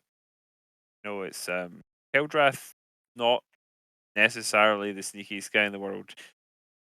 Weirdly enough, despite my ability to turn into small animals, neither am I. Yeah, what you gonna do? But Yep. you don't really need to when you're just like an animal that could plausibly just be wandering about anyway. People kind of go, "Oh, It's why there's a cat." I got the opportunity to capitalize on the. Why are you sneaking after a cat? Are you planning on cooking it? Like, Yeah. That was quite cute. I like that. Oh God, Tom, why did you go to kitchen? Yes, we're looking for the. Oh man, I was so stressed out by that. I'm not gonna lie. I was like, oh no, he's gonna get tadpoled. I mean, I'm assuming that's what happened. Better. I don't know that. Oh, okay. I apologize for being very tired today. I don't really know why. I did fuck all at work. It was miserable, but I am tired today. it's okay. Malaise can happen. So I am somewhat. Yeah. But yeah, that was it. It was interesting, and also obviously we had a bit more of the Fleabite and Cynthia dynamic. Mm-hmm. As I just said, sort of like playing this almost sort of like not quite voice of conscience, but something not a million miles away from that. Mm-hmm. Which is something that I think it makes a lot of sense for him to have. If he's running around without us, then yeah, like I'm glad someone's there. Uh-huh. But And what was the alternatives if Eltris was here? Would it have been Eltris had he been here this week, going with Fleabite? Because that could have been equally as fun. Probably, but I think like the concern there is like would he just go along with Fleabite? Would he actually like know Fleabite? Well, his options are not knowing he can breathe underwater yet and raging. So yeah, it'd been great to have seen what he could have brought to the table. His tool set that he has for stealth, yeah. Yeah. What else? No, I don't think I have a huge amount more to add. So I will. Yeah, it's just my filibuster. Just a wee bit of. Thank you for running as ever. Thank you for playing. Thanks for being here, guys. Yeah. I was going to say one other thing, but it's more of a housekeeping thing, so we'll do it afterwards. Yeah, no worries. Cool. And Keldrath. Critical rolls save the day. It's one of those things that's difficult for people that you're not face to face with to understand, but I'm not a natural liar. So even coming up with that in the spur of the moment was just It was good. Yeah. I don't know where that came from. It just started spouting I piss and don't see mean what to be too happens. critical. Like I'm not great either. I totally understand that. Ad-libbing is tough, It's- right? It's why I don't like to write dialogue as a GM, because I think it's hard enough for you guys to come up with stuff on the spot, so that's why I try and do it myself, because I think it's fair from a role-playing point of view, because it is tricky. And I know I can word stuff to make it specifically tricky with the NPCs I generally design, because that's where I want you to be as characters half the time, right? I want to put you in those situations to see what you do, like having 10th appear behind you, be like, what are you doing? Like, this is odd. Yeah, it was good. yeah, no, definitely. It's those like little challenges that I am trying to interpret, trying to even understand in my own mind. I mean, even being honest, as I said, try to make my mind go blank because I'm talking to this guy. I'm turning into It's like a what do method you call those actor. actors? A method Yeah, actor, method yeah. actor. I'm actually buying into this while I'm playing along, and I never thought it would go that way, but It's good. it's sucking me in, I'm afraid. Yeah, no, it's good. I It's think all acting is method acting to a degree as well. Like if you try and make yourself feel something for like a you know, for a scene to perform in it, like you're always getting a little bit of like Mhm. it's like if you it's like fake it till you make it, right? Yeah. We are what we Yeah. pretend to be, and if you are acting in a scene in a certain way, and you really are in some ways sort of like putting yourself into that mind space. So it's yeah, it's like it's interesting. Difficult sometimes, the overlap between the As I person said, and the character. I think it is. It's quite evident as well, Galdrath, that like you are clearly like enjoying it. As you say, like the kind of like the escapism is clearly high there for you, which is good because it's always nice to see players, as I said, enjoy the experiences they're getting from the games. 100%, and that's why I read so many fantasy books rather than anything else, because I don't want to read about reality. My reality shit without living other people's reality. So that's why, as I say, the Wheel of Time and things like that, I'm so engrossed in that at the present time, just to take me away from this. And this helps. This Yeah. takes me away from I know what's it's going on around about me. same as me as a GM as well. Like I'd prefer to run like fantasy-based things, usually high fantasy like this, and also like sci-fi. Like that's my genres for running games. I'm not that interested in doing like we're normal people like doing mundane Hunting adventures. aliens. Yeah. Like yeah, I'm not the biggest fan of that. I don't mind if it's like, for example, if it was like the plot of Alien. That's interesting enough because it hits the sci-fi vibe enough. So humans versus like an alien is an intense thrillery type game, but yeah, I definitely prefer the almost heroic fantasy or just fun sci-fi escapism. It's definitely the things we can't do are more interesting to roleplay. So it's fun. My wheelhouse. No, it shows as well because, as I said, it's Right. Again. it was just nicely timed for your nat 20 in deception. It was very nicely timed. Yeah, it's good when that happens as well because as I'm a glad GM, that came first. yeah, and I can The just one didn't come first. yeah, and it means I can, as a GM, I can just like have people like 10th just be like, oh, okay, and just take everything at face value as if, does he even care anyway? Maybe not. Maybe he does, hence the conversation he's had following it. We almost, again, philosophical debate about, maybe the act of you always losing it and then it finding its way back to you is maybe the point. Maybe you need to set it down to get rid of it. Yeah. Like that. I love when you end up on weirdly poignant dialogue that's just complete bullshit for the hopes you don't get your brain eaten. Right? And I'll go and meditate on it. Thank you very much. Yes. Exactly. Yeah, go meditate on it. Exactly. Yep. No, it was good. It was very good. Here's hoping you make it back from Yeah. the kitchens in one piece. I'm more concerned about him Well, becoming- they're not cooking for me, let me put it that way. Or coming back in more than one piece, you mean? Yeah. It's fair. coming back with extra pieces. For the whole party. You people in Well, if his there's brain. anything like that going on, I can. Yeah, that's going to be the trick, isn't it? Well, Yeah. you're fighty and you're fast, so you've got a good chance at an escape. That's something. Yeah, and being squid-like, I'm going to assume he doesn't like lightning, so that's wound up as well. Yeah. Yeah, most animals do. Specifically, not big on it. Yeah, exactly. Exactly. Oh, That's why I dear. chose lightning. I think he's more of a cuttlefish, though. Oh dear. Anything else, How are Kildrath? cuttlefish with lightning? We need to check. Anything else, Kildrath? No, Oh, that's cool. me. It's Yeah. all good. Perfect. All good. Alexander as Fleabite, the one and only, sometimes. Very sad that I couldn't quickly find the gif of Halle Berry lightning. Okay. in Oh god, there's a Darth Maul. reason that doesn't exist. I don't know what you're talking about. It's a great gif. Yeah, no, that was very interesting. I am quite glad that Fleabite wasn't in the library because I feel like that would have slowed things down. Mhm. I know Um, where to put my cast members for optimal coverage. So are we thinking it was old Richter von Rune that was the guest in the library?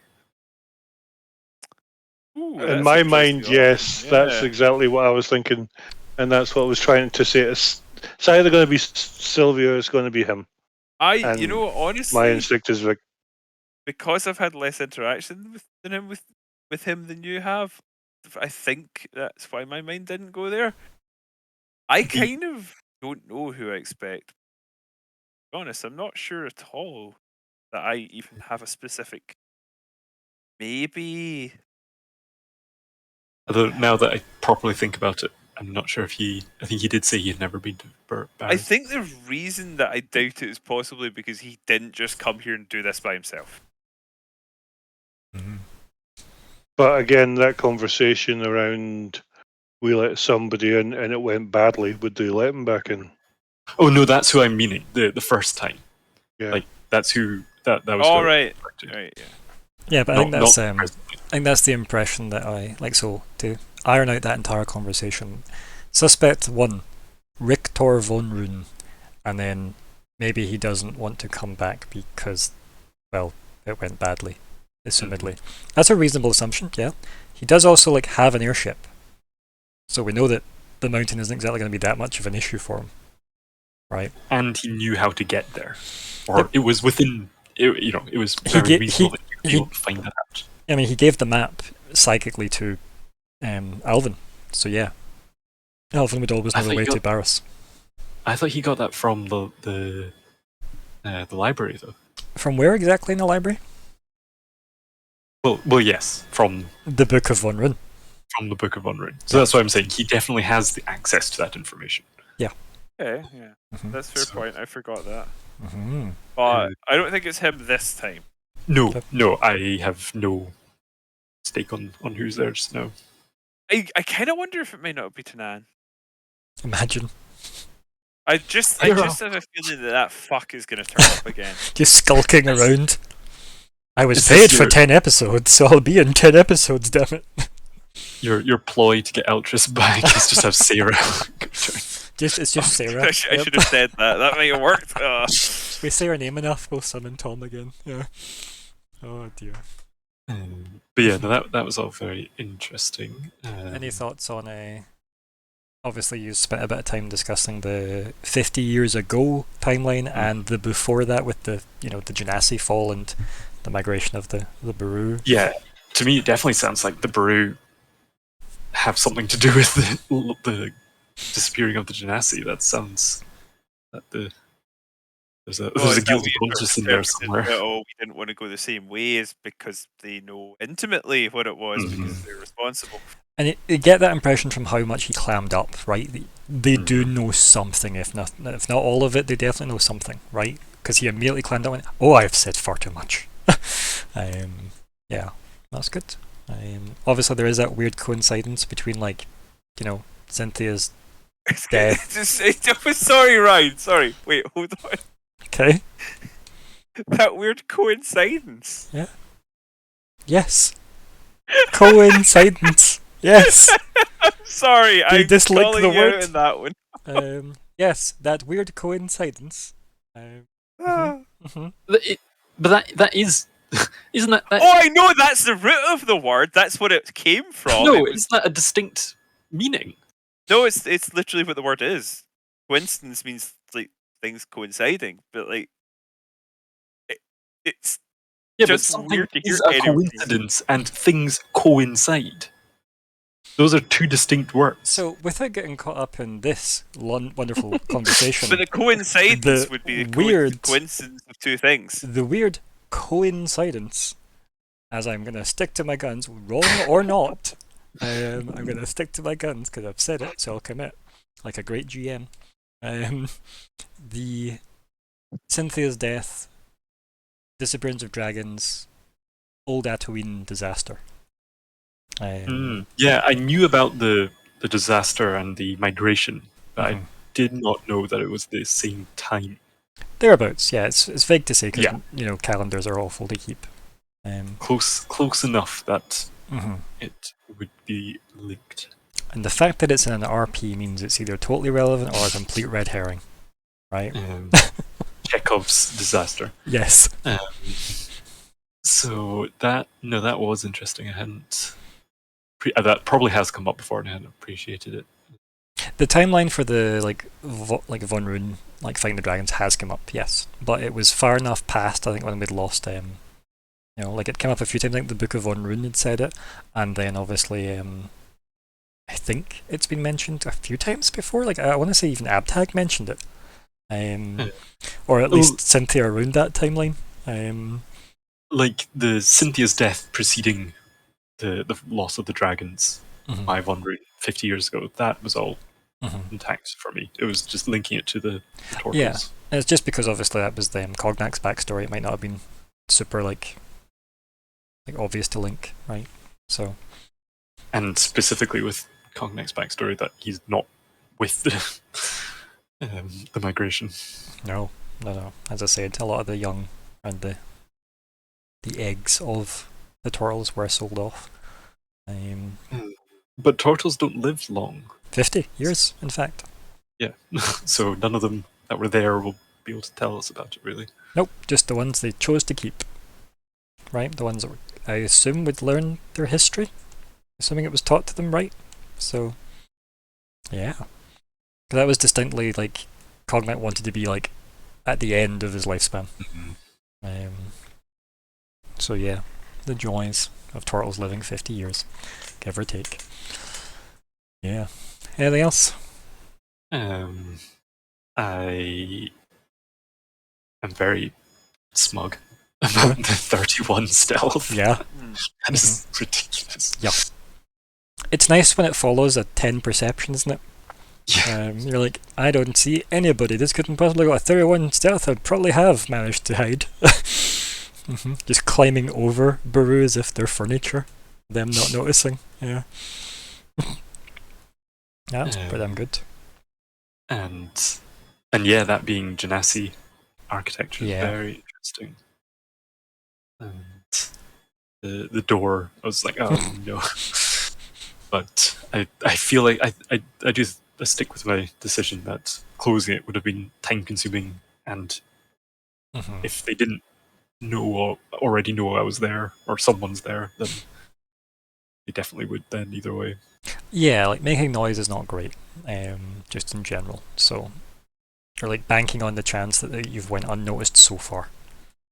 It's almost like saying, do you risk me rolling perception a second time? Right? Yeah, so that's fine. That makes sense. Yeah. Any theories yet at all about anything in the game, Alexander? Anything remotely lining anything up at all? I'm not saying there is. I'm just asking if it looks like it's cohesive yet, so I can take notes for the plot. It's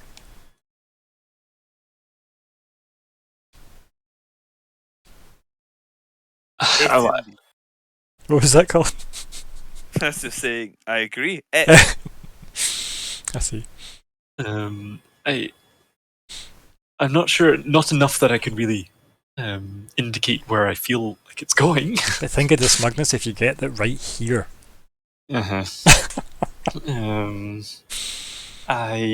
guess I guess something of the dragons and the genasi being more linked than we previously thought. Given that this does seem to look like much more of a I think that's a fair a assumption, long, yeah. like a long-term dragon area, and we know it was like that one route. Valeria was one of the last dragon areas, but Mhm. that doesn't mean it was like one of the biggest or one of the first. Whereas Exactly. this place could very much be where the dragons began. Begins, yeah. Coincided. Began. Yes. And that actually really threw me, that like the shell not being like a reptile shell, Mm. and I'm instantly disappointed in my own zoology that I can't remember the name for that. Jellied egg. Yeah, it's very much more like almost embryonic, right? That way, like instead of having the almost scales on like most dragon eggs, right? Yeah. Yeah. Anything else, Yeah. bud? I mean, now that I know of the genasi bit, I really want to see it. Is the whole place going to go boom? And kind of hope that it doesn't, because that feels like a shame. But then also, if it does, hopefully Fleablade's the one pressing the button. It's like I don't really want it to blow up, but if it's got to blow up, can I be the one pushing the button? Sounds Exactly. weird. It's a weird ambivalence to live in, isn't it? Or dissonance, maybe is a better word. Yeah, well, I hope we find out more soon. What's Fleabite going to do with the egg? That's what I'm excited to see, personally. Because, Me too. yeah, be interesting. Might be the end of our dear Fleabite.